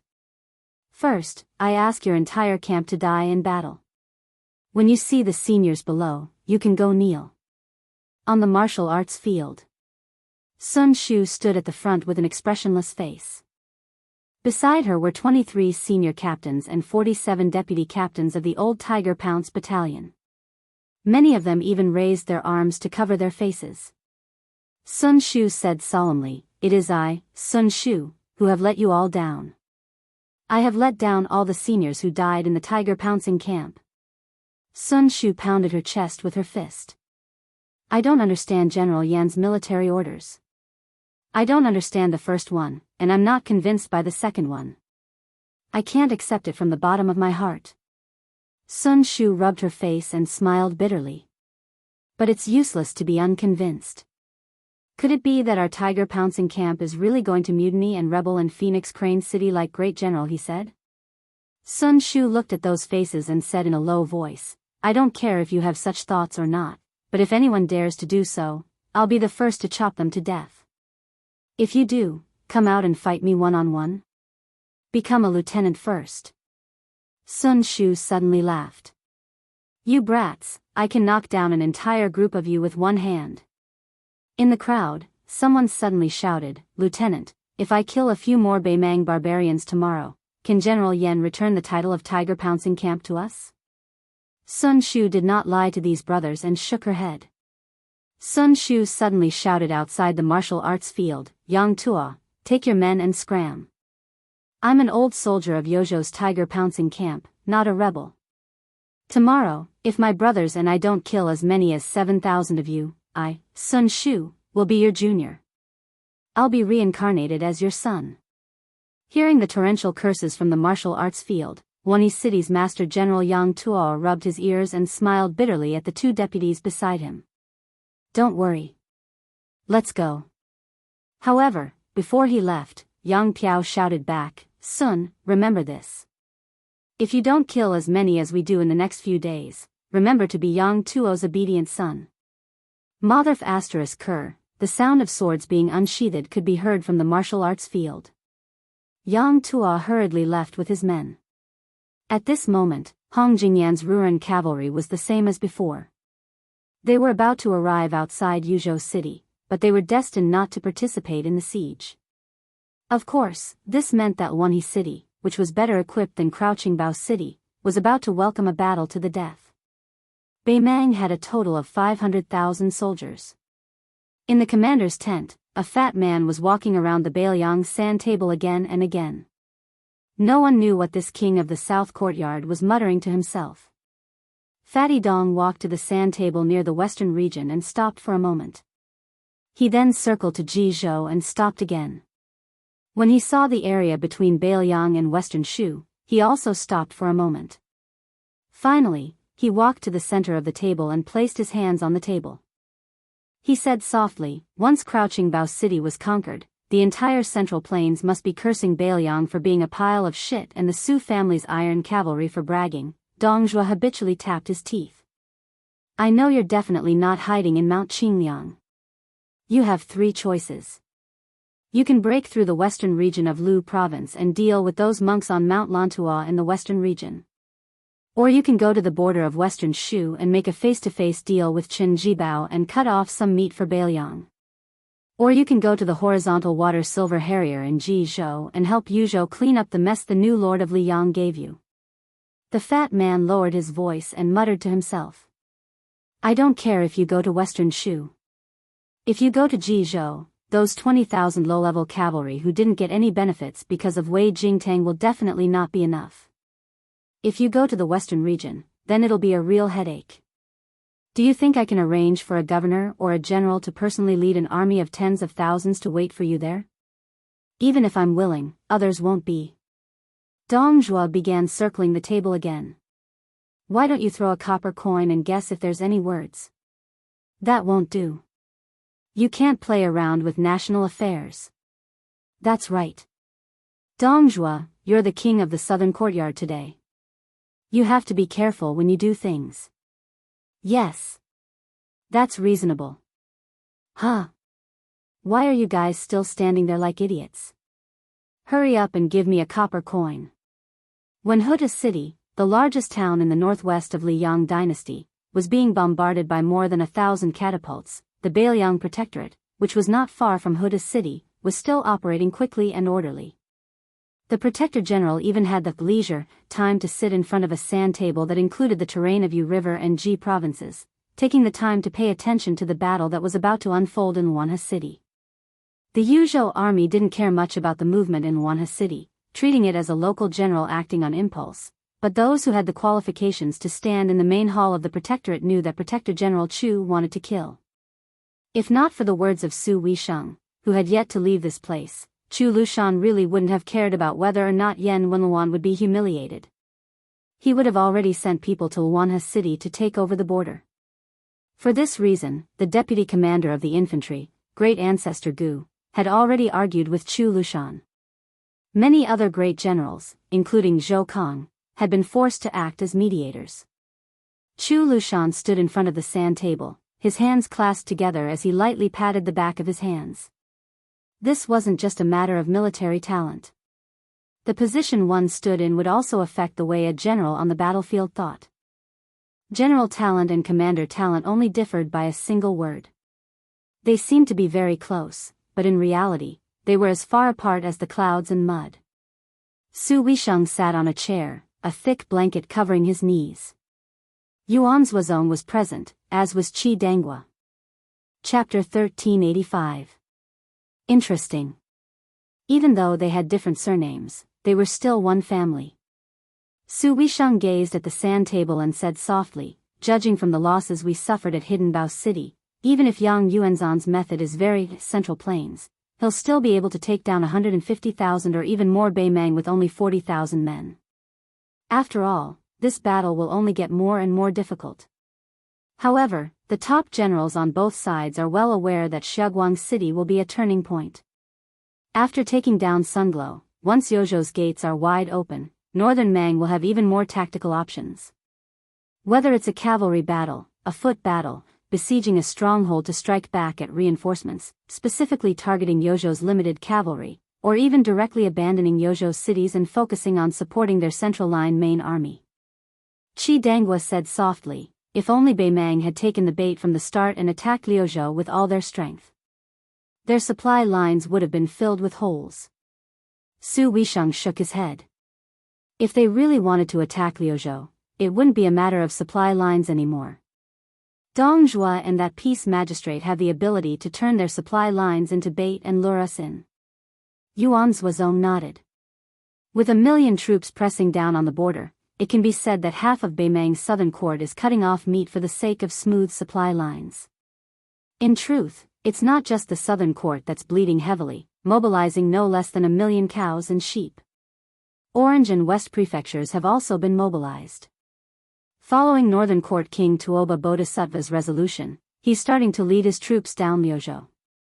Beimang is basically using the power of the entire country to fight this fierce battle. Even if we want to launch a surprise attack, it can't be called a surprise anymore. Chu Lushan, who had been randomly looking around the sand table, suddenly stared at a certain spot at the mouth of the gourd and muttered to himself, what if? Qi Danghua couldn't understand at all. Yuan Zhuozong was in deep thought, quickly weighing the pros and cons. Only Su Weisheng directly rejected the idea. No, it's too risky. This is seriously contrary to Beiliang's original strategy. The confused Qi Danghua turned around to look towards Yuan Zhuozong, who was also a great general's adopted son. The latter chuckled and said, the true significance of the Calabash opening's existence, apart from the surface depletion of Northern Mang's military strength, has an even deeper special meaning. The Calabash opening is blessed by the heavens in terms of its territory, not only for Yuzhou, but for all of northern Liang. At the time, foster father and Sir Li had prepared for the worst. If Liangzhou was breached, then there were three paths of retreat. The first was to lead the army back to western Shu, where they would sit in Shu and rely on Nanzhao. This was the best plan. Now, the second was to enter the western regions through Liuzhou, but this was the worst plan. After all, we did not have a stable foundation in the western regions. The third plan of retreat was to defend the west and north of Yuzhou to the death. If necessary, we could hold both Hezhou and Jizhou in our hands. Regardless of the feelings of the Liang imperial court, Beiliang would forcefully pull out another horizontal battle line. The key point of this strategy was to treat Calabash Mouth as Xiangfan city of the Central Plains. Yuan Zhuozong pointed at the mouth of the gourd and said slowly, Lord Protector General wants to have a surprise battle at the mouth of the gourd. He wants me or General Zhou to lead the elite cavalry to the mouth of the gourd and swallow Yang Yuanzhan's army in the west. In this way, Liangzhou and Liuzhou, which were already lacking in forces, would become even more powerless. But if we were lucky enough to succeed, the risk would be great, but the benefits would be great as well. Su Weisheng said in a low voice, there is no such thing as luck in the world. We can't afford to gamble, and Beiliang is not at the point where we have to gamble. Qi Danghua secretly revealed an expression of, you're on your own. Yuan Zhuozong smiled faintly. Chu Lushan thought for a while and said, the worst-case scenario for Beiliang is to make Beimang hand over 600,000 soldiers, even if we have to risk everything. This is not difficult. If it was someone else who said this, even if it was Zhou Kong, the deputy commander of Beiliang's cavalry, he would be criticized for bragging to the heavens. But when it came from Chu Lushan, people were willing to believe it wholeheartedly. Chu Lushan, who had been crossing his fingers, slightly bent one of his fingers and pointed at the direction of Ji Bei. Wei Jingtang finally found his conscience and didn't abandon Transverse Water City. Because Transverse Water City is still there, Yulwandao didn't degenerate to the point of using 10,000 Yuzhou cavalry to attack Silver Sparrow City, which was almost given to Beimang by Ji Bei with 20,000 soldiers. Actually, the current situation is not so bad. At least Gu Jiantang didn't yell at Beimang's westernmost border army, brothers, you should go and attack Yuzhou now. Don't always look at me affectionately. If you leave, I, Gu Jiantang, promise that I won't see anything. Also, that Emperor Zhao from Liyang hasn't asked the Ministry of Revenue to allow Beiliang's people to change their household registration. He hasn't asked Hezhou and other places to open their doors like prostitutes, refusing to accept Beiliang's money and even paying for it. Yuan Zhuozong coughed lightly. He also realized that it wasn't appropriate to say this in front of Su Weisheng. Chu Lushan chuckled, and the fearless Protector General hurriedly changed the topic. I don't really know how to play chess. Well, if I play 100 games with foster father, I can still win 100 games. Qi Danghua rubbed his chin and smiled knowingly. After joking around, Chu Lushan continued, Wei Jingtang and Transverse Autumn City are variables. We're just as unprepared as Beimang. Let's see who can seize the opportunity. Besides, His Highness is also there. This time, Su Weisheng flew into a rage. He directly called out his name and scolded, Chu Lushan. Did you eat a bear's heart or a leopard's gall? Qi Danghua was given a fright and felt like he was falling into the clouds. Yuan Zhuozong softly said, it's too risky. Even if His Highness leads the cavalry of the hidden Wandao to break through the 20,000 Beimang light cavalry that traveled a long distance without any support, they might stop there. At most, they'll head west and fight a few small battles. But if we send out additional troops, will be forcing His Highness and the 10,000 Yuzhou cavalry to fight a major battle outside the mouth of the gorge. And right now, Hong Jingyan's Ruren cavalry has yet to move. The Yuzhou army is separated by half the mouth of the gorge. Even if our cavalry joins up with His Highness, it's still too risky. This risk is even greater than me leading an army to the mouth of the gorge to eat Yang Yuanzhan. No. Chu Lushan uncrossed his fingers and raised his arm. He rubbed his eyebrows with his 2 index fingers as he stared at the mouth of the gorge. Do you think that I'm forcing His Highness? No, it's His Highness who's forcing us. Chu Lushan picked up a bamboo pole and fiercely poked the mouth of the gourd on the sand table. With a ferocious face, he said, His Highness wants to tell Yuzhou and Beilyang that during the war, he, the king of Beilyang, Su Fengnian, will be here. Su Wisheng seemed to want to stand up. After struggling for a while, he sat down quietly, closed his eyes, and bit his lips in silence. Yuan Zhuozong smiled happily. He squinted his phoenix eyes and exuded a strange elegance. This was the first time he had not concealed his long-dormant sharpness since he became the commander of the Beilyang cavalry. Then let's do it. After Su Wisheng opened his eyes, he calmly looked at Beilyang Governor-General with a sharp gaze. Huta's city can be defended for 40 days? Su Wisheng looked at the 3 and said in a low voice, If we can't do it, none of our soldiers will be able to leave the border of Liangzhou. Chu Lushan snorted, at least. Before Su Wisheng looked at him, White Bear Yuan Zhuozong only showed her his back that was already far away. After crossing the threshold, Yuan Zhuozong, who always paid attention to his appearance, stretched himself and shook his neck. After doing all this, Yuan Zhuozong quickly walked out of Beilyang Governor-General's house. On the same day, a cavalry of 10,000 quietly left the station. The 300,000 cavalry of Beilyang were the best in the world. And this cavalry was the Beilyang army. The Great Snow Dragon Cavalry. A cavalry of 6,000 showed up outside the mouth of the gorge. The leader was wearing armor, holding a spear and a cold saber. Chapter 1386. Before Su Fengnian met with Wei Jingtang, the general of Horizontal Water City, Yuandao's Yuzhou cavalry had already engaged the 20,000 Mang cavalry. The Mang cavalry was a light cavalry that was temporarily transferred from Gu Jintang's eastern front.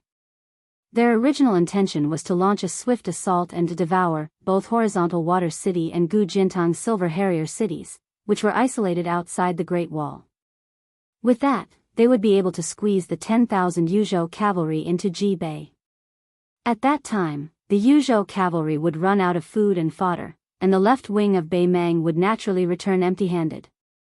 However, because of the existence of Wei Jingtang and Horizontal Water City, the Yuzhou cavalry did not dare to recklessly march south. When their scouts found out that Silver Harrier, which was further west, was different from Hengshui City, they had already retreated as promised. The 2 generals, who were originally flying into a rage, calmed down and had a discussion. They came to the conclusion that they could abandon Hengshui City and occupy Silver Harrier, which would still be able to intimidate the Yuzhou cavalry to a certain extent. However, the opportunity on the battlefield was fleeting. After they stopped at the north of Horizontal Water City for a day, when their exhausted army of 20,000 charged towards Silver Harrier, they were ambushed by 5,000 Yuzhou cavalry from the side about 100 miles away from the border city. The 2 generals and Yul Wandao both knew that both armies were exhausted, and the key was to see who would snap first. When the Yuzhou cavalry learned that Silver Harrier had been abandoned, their deputy general suggested a quick return. It was at this moment that Yul Wandao's stubbornness was fully displayed. He insisted on fighting a fierce battle before Bei Mang obtained the 2 border cities, even at the cost of damaging the horses' stamina and causing a large number of cavalrymen to fall behind. Although the 2 deputy generals, who had a steady personality, disagreed with him, but the instinct of Beilyang soldiers to strictly abide by their orders made the 2 generals unable to disobey Yul Wandao's bold decision. In the end, after the Yuzhou cavalry had marched for 500 miles in 3 days, they were gradually divided into 3 groups of cavalry. Yul Wandao, who had better horses and stronger cavalry, personally led the vanguard of 5,000 cavalrymen and finally arrived at the battlefield in time. Like a sharp arrow, they pierced right into the ribs of Bei Mang's army without any warning, completing their strategic goal of fighting a battle outside of Ji City. With the sudden intrusion of the Yuzhou cavalry, the Bei Mang cavalry was caught unprepared and brutally penetrated their formation. After that, the Yuzhou cavalry even broke the formation of the Mang cavalry, causing them to lose contact with each other. As the two flustered and exasperated generals were sent to Ji province, they must be the brave and valiant generals who were good at fighting on the eastern border of Bei Mang. Although the situation was not favorable for them, they were not going to just sit there and wait for death. In a battle where a large number of cavalrymen were involved, the death of several thousand men was not a small number. However, once the battle was turned into a pursuit by one side, the death of over 10,000 men would be considered a small number. As a result, the two generals who each led over 10,000 men decided to surround the 5,000 Yuzhou cavalry like dumplings. Although they were destined to win, the result would still be miserable. However, compared to the result of the Yuzhou cavalry killing over 10,000 men, it was definitely much better. However, the penetrative power and destructive power of Yuzhou's 5,000 cavalry left all of the northern Mang cavalry's 1,000-men commanders trembling in fear. In the three clashes, even though it could be said that Yuzhou's cavalry relied on surprise attacks to seize the advantage in numbers, more than 2,000 northern Mang cavalry died on the spot. This still left the northern Mang cavalry speechless. The elite cavalry armies on the Liang-Tu expanse's border that had experienced many battles only had this type of ability at most. Yuan did not lead the 5,000 Yuzhou cavalry into a fierce battle. Instead, after a few successful assaults, he intentionally or unintentionally moved the battlefield further west. Both generals weighed the stamina of their own cavalry, and found that the gap between the two armies had a slight deviation in tactics. The cavalry at the back of the Bei Mang cavalry wanted to change their horses and fight again, while the cavalry closer to the Silver Harrier cavalry would chase after them. Actually, this deviation was based on the difference in the number of soldiers that both sides had sent into the battlefield. In fact, it was not a fatal mistake for the Bei Mang cavalry. Although the Bei Mang cavalry had suffered heavy casualties, there were still over 8,000 Yuzhou cavalry in front of them.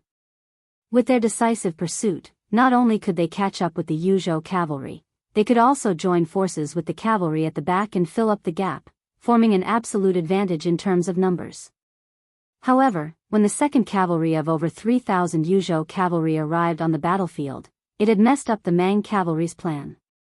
All the Yuzhou cavalry were light cavalry, but obviously, this cavalry had sacrificed time in exchange for better equipment. The 8,000 Bei Mang cavalry who were chasing after Yuandao's cavalry at the same level as the front line of Ji North were smashed by this Yuzhou cavalry. Like a fierce horse charging into a field of wheat, they reaped the lives of over 1,000 Mang cavalry in just a blink of an eye. On top of that, Yuandao's main cavalry had launched their assault at the same time. The 7,000 Yuzhou cavalry, whose morale was high, were now facing the 7,000 Mang cavalry who were covered in wounds and frightened by the mere twang of a bow. How could the latter fight back? On the other hand, the 10,000 Mang cavalry at the back were fierce and tough as well. They quickly turned their horses around, wanting to return the favor and cut the Yuzhou cavalry in half. But right at this moment, two more fresh forces appeared on both sides of the battlefield. Although their numbers were not large, the blow they brought to the Bei Mang cavalry's morale was immeasurable. One of them was the 2,000 Yuzhou cavalry who raised a banner with the character, Su, on it, while the other was the banner of Horizontal Water City. They were fewer in number, only 600 cavalrymen led by Wei Jingtang of Horizontal Water City.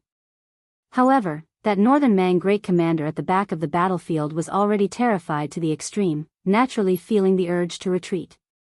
Didn't this great one say that if this great one didn't lose a single soldier, he would be rewarded with great contributions? Now, he didn't even touch the walls of two cities, yet he was already beaten up so miserably. It wasn't that he couldn't save those several thousand cavalry, but after saving them, this great one could only return to being some damn 1,000-man commander. Therefore, the generals Hui Lilu, who was still fighting desperately on the battlefield, felt his heart turn cold. The generals who were drinking and chatting with him in his tent yesterday had run away just like that.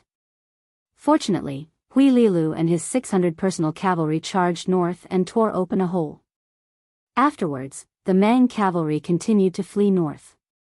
On purpose, Yu Wandao did not even look at Hui Lilu and the 3,000 Mang cavalry behind him. Instead, he gazed into the distance, staring at the other Beimang generals, Lang Xin, who was slowly retreating. He purposely left that hole. If Lang Xin and his 10,000 cavalrymen were determined to fight to the death, Yu Wandao's Yuzhou cavalry would only have 2,000 to 3,000 left. This was not because Yu Wandao feared a battle to the death. Otherwise, he would not have come to the north of Silver Sparrow Crossing Water to fight this battle. Instead, he used his Yuzhou cavalry to fight to the death against the 20,000 men that Gu Jiantang should have taken care of. This was completely meaningless to Biyao.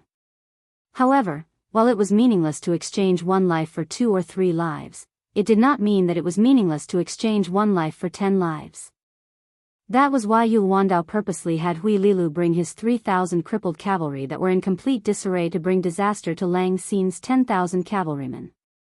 Yu Wandao, who was known as the Pride of West Chu, after Chao Chongqing, risked universal condemnation and rushed to the dynasty's northwest alone. After entering Biyao, he deeply understood what of the border iron cavalry was, and he also had a comprehensive understanding of the Beimang cavalry. He knew that it was extremely difficult to beat the Beimang elites into complete defeat and then wantonly chase them down. However, if he could bring disaster to the north, then there would be a chance. In fact, Yu Wandao did not even need to make any specific arrangements. When he and his 800 cavalrymen took the lead in chasing after Hui Lilu's 3,000 cavalrymen, another 2,000 cavalrymen who were temporarily unkillable caught up with them. Together with the 600 cavalrymen from Horizontal Water City and the 2,000 Yuzhou cavalrymen who were the last to enter the battlefield, they all began to charge northward. After Hui Lilu brought his remaining cavalrymen and fled northward, Lang Xin, whose face was livid with rage, had the urge to slaughter all of them when he saw those bastards charging at him recklessly. However, when he saw those Yuzhou cavalrymen who took out their light crossbows and leisurely shot at Hui Lilu's cavalrymen, or when he sped up, he did not even need to exert any force with his saber. He only needed to borrow the momentum of his warhorse to lift up his saber and cut a large wound on the neck of the Beimang cavalryman. It was an easy and effortless move, but it was definitely enough to kill them all. Lang Xin roared and ordered his men to speed up their retreat. The 20,000 cavalrymen from Beimang had rushed to the battlefield of Ji Bei in a hurry.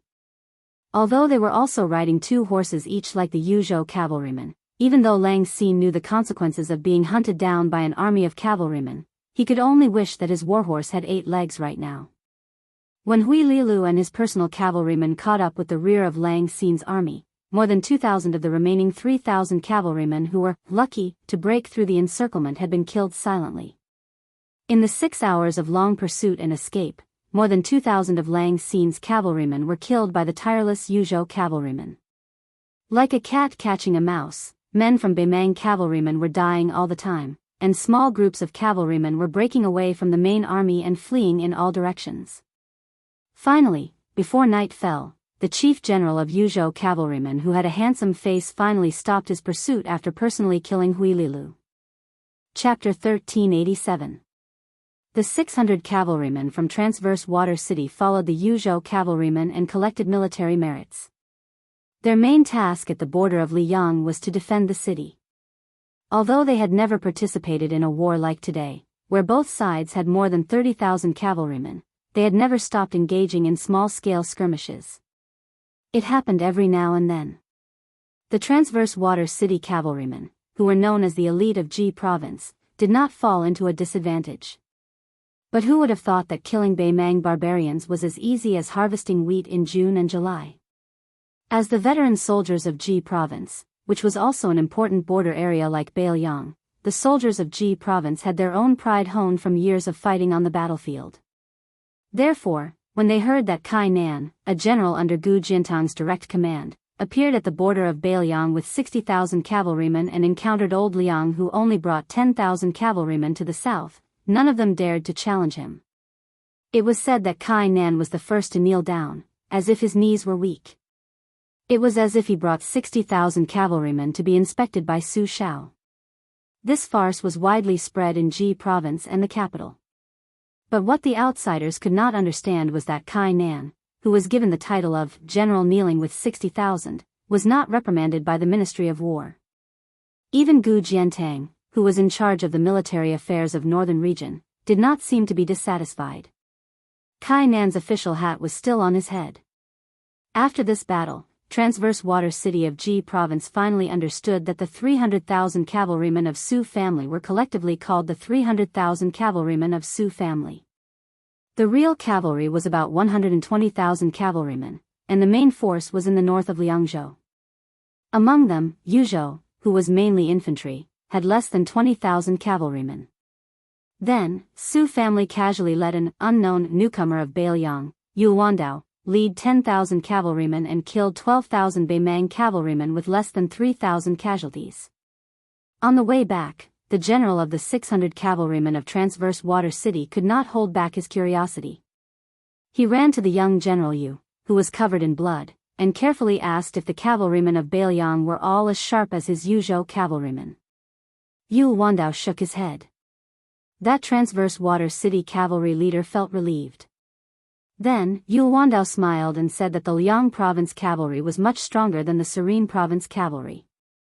That old cavalryman from Jizhou, who thought that all 600 cavalrymen under his command were elites, immediately broke down. Finally, Yu Wandao said that there was a saying in the Beiliang frontier army that if the two Liao provinces of Beimang and Beiliang were counted, there might be more than 1,000,000 cavalry in the world. But ultimately, there were only 3 types of cavalry in the world. The Beiliang cavalry is one type, and the other cavalry armies are the second type.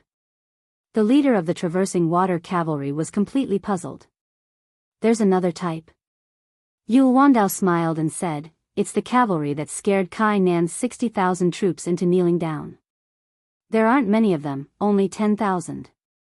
The old cavalryman swallowed his saliva and dared not say anything. At that time, Yu Wandao lamented softly, your Jizhou doesn't understand, and neither does Liang, because the ancestors of the Zhao clan have burned incense. The leader of the traversing water cavalry dared not say anything. Around the 600 cavalrymen of Hengshui were the Yuzhou cavalry that remained silent regardless of whether they were fighting on the battlefield or returning victorious. After Su Fengnian, wearing the root-like mask, secretly met with Wei Jingtang, Yu Wandao, who was waiting outside traversing Water City, personally accompanied Su Fengnian back to Silver Harrier.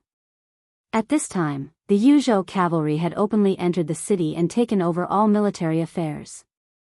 Sure enough, the battlefield was the best whetstone. Yu Wandao, who was previously only eye-catching because of his overly handsome appearance, was still extraordinarily handsome. However, there was already an iron-blooded and cold temperament on his body that was completely natural. Su Fengnian said softly, the situation at Gourd Mouth in Yuzhou is not optimistic. 10,000 against 20,000. 12,000 killed and no more than 3,000 casualties. This great victory of yours is a timely reign. You can also remove that part of your title as a general. In the future, no one in Yuzhou will question your ability to lead troops. This battle between the two armies might even be regarded as a classic battle by future militarists. Yu Wandao said calmly, but a victory like this that doesn't affect the overall situation. Su Fengnian shook his head and said, although the Liang imperial court will turn a blind eye to this and will even purposely suppress the situation in Jibei, this is good news for Beiliang. The defending army of Yuzhou also needs a victory like this. Yu Wandao frowned, we don't lack war horses and provisions. However, only 6,000 of the 10,000 cavalrymen can mount an assault on Gourd Mouth. However, each of them can ride 3 horses. But the problem now is that not only does Beimang know our intention, they can also make countermeasures. I'm afraid that Gu Jiantang will continue to turn a blind eye to this. Besides, Wei Jingtang will soon lose his official position. Yuan Tingshan, who is in charge of Jibei, can even send the 6,000 private soldiers of Li family from Yanbao to defend against horizontal water Silver Harriers. When that happens, Wei Jingtang will have a hard time defending horizontal water city. The imperial court in Jibei will not give him this chance. Su Fengnian, who had been patiently listening to Yu Wandao, suddenly turned his head and looked at this young general with the least experience in the Yuzhou army. He smiled and said nothing. Yu Wandao, whose lips were dry and bleeding, turned his head. He thought something was wrong and subconsciously touched his face. Su Fengnian retracted his gaze and said with a smile, Yu Wandao, Yuzhou needs a general like you who can win tough battles and also understand the rules of the imperial court. Yu Wandao hesitated for a moment, then said seriously, I'm glad to see your highness in Jibei. Su Fengnian nodded and said, Jibei is not Beimang's territory. Let Li Yang do whatever he wants. Too bad Wei Jingtang will never agree to return to Yuzhou with us, or I would have tied him up. If that's the case, let's take a short rest and recuperate. Then, we'll go to the mouth of the calabash. Yu Wandao nodded and said with a deep voice, when the battle ended, I've already sent out 400 scouts. On one hand, it was to prevent those scattered Beimang cavalry from causing any trouble, and on the other hand, it was to keep a close eye on Gu Jintang's eastern front. Judging from the news we've received in the past 2 days, Lang Xin's remaining troops have lost their determination to fight. They are only thinking about how to explain the crushing defeat to the general of Beimang's eastern front. Even if Beimang dares to send more soldiers into Jibei and give their warhorses an extra pair of legs, these barbarians will never be able to catch up with our pace. Yu Wandao quickly added, but there are still a few famous generals in the eastern front of Beimang. The Emperor of Beimang has to go on a tour throughout the year, and according to the seasons, his royal tent is called Jibu. For young men from Beimang are given this honor.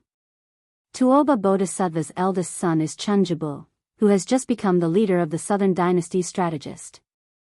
Zhong Shintong's son is Xia Jibu, the general of Yozhou's vanguard.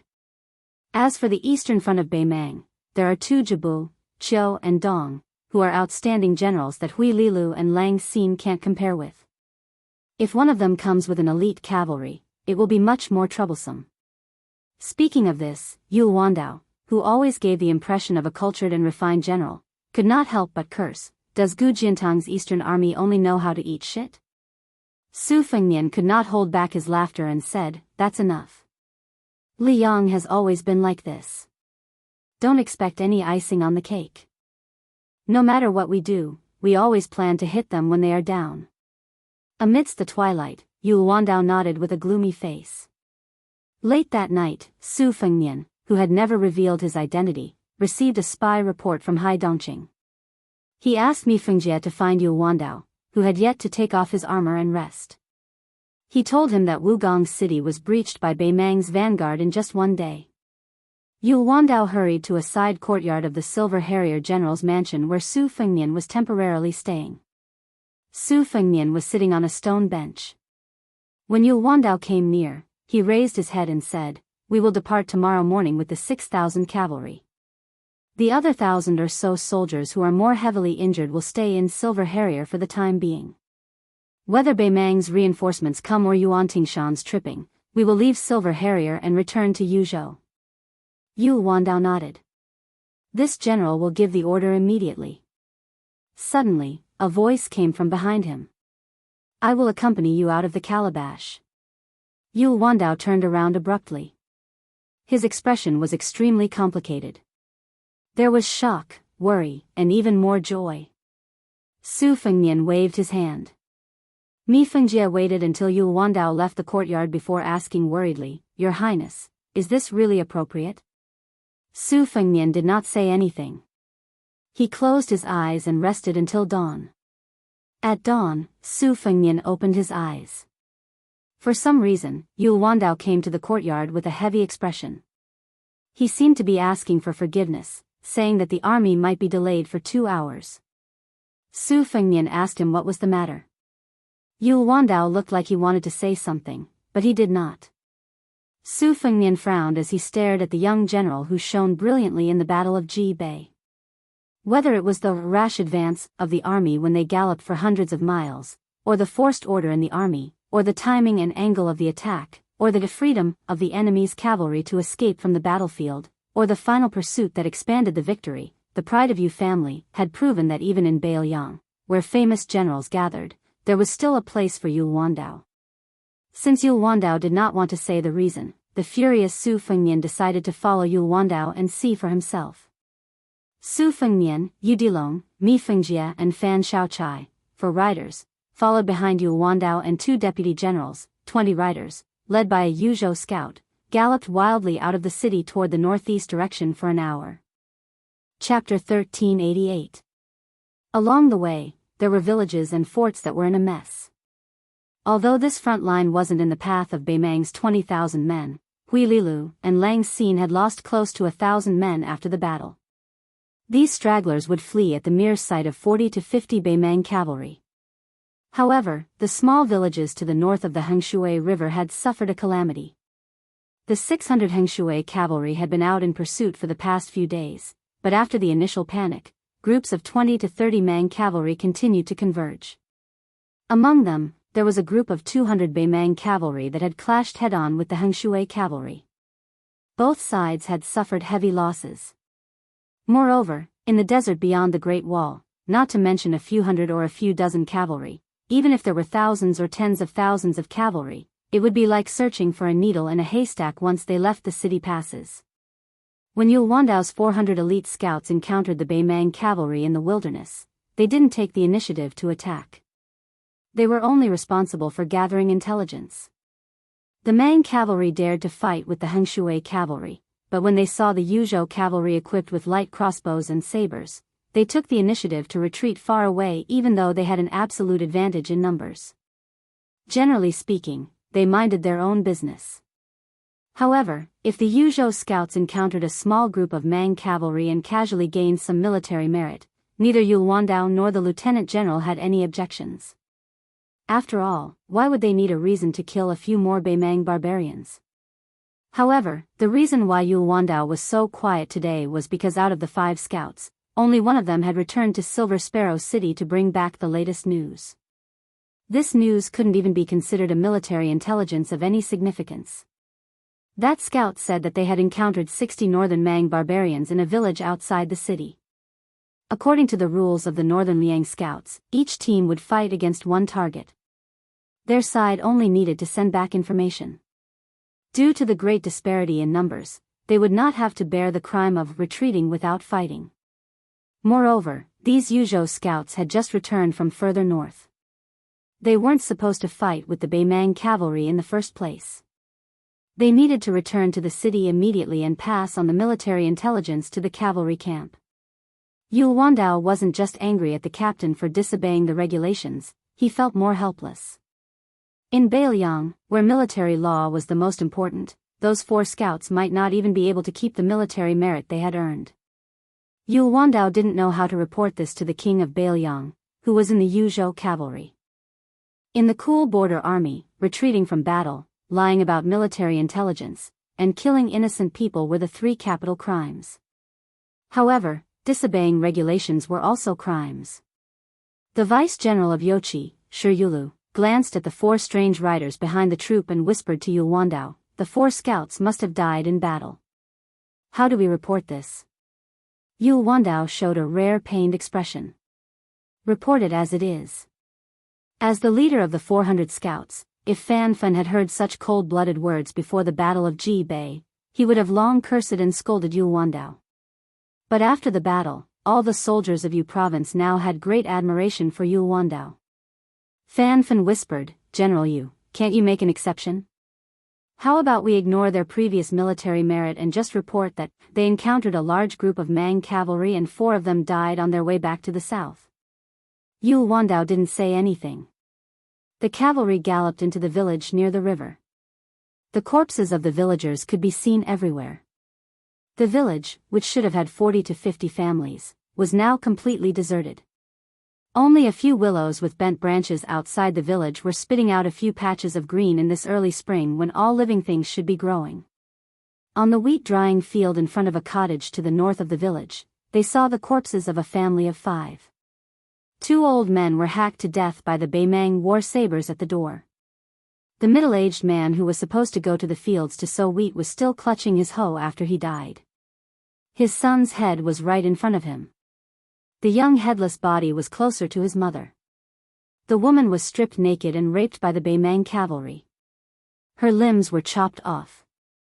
The young scout sobbed and said, the sergeant couldn't stand it and asked me to bring the military intelligence back to Silver Sparrow City. Then he said that he died in battle further north and asked me to ignore the 3 of them. I didn't want to leave, so the sergeant kicked me and said that all 5 of them died here. What should we do about the military intelligence? On the wheat drying field, the cold blades and light crossbows of the 4 Yuzhou scouts were taken away.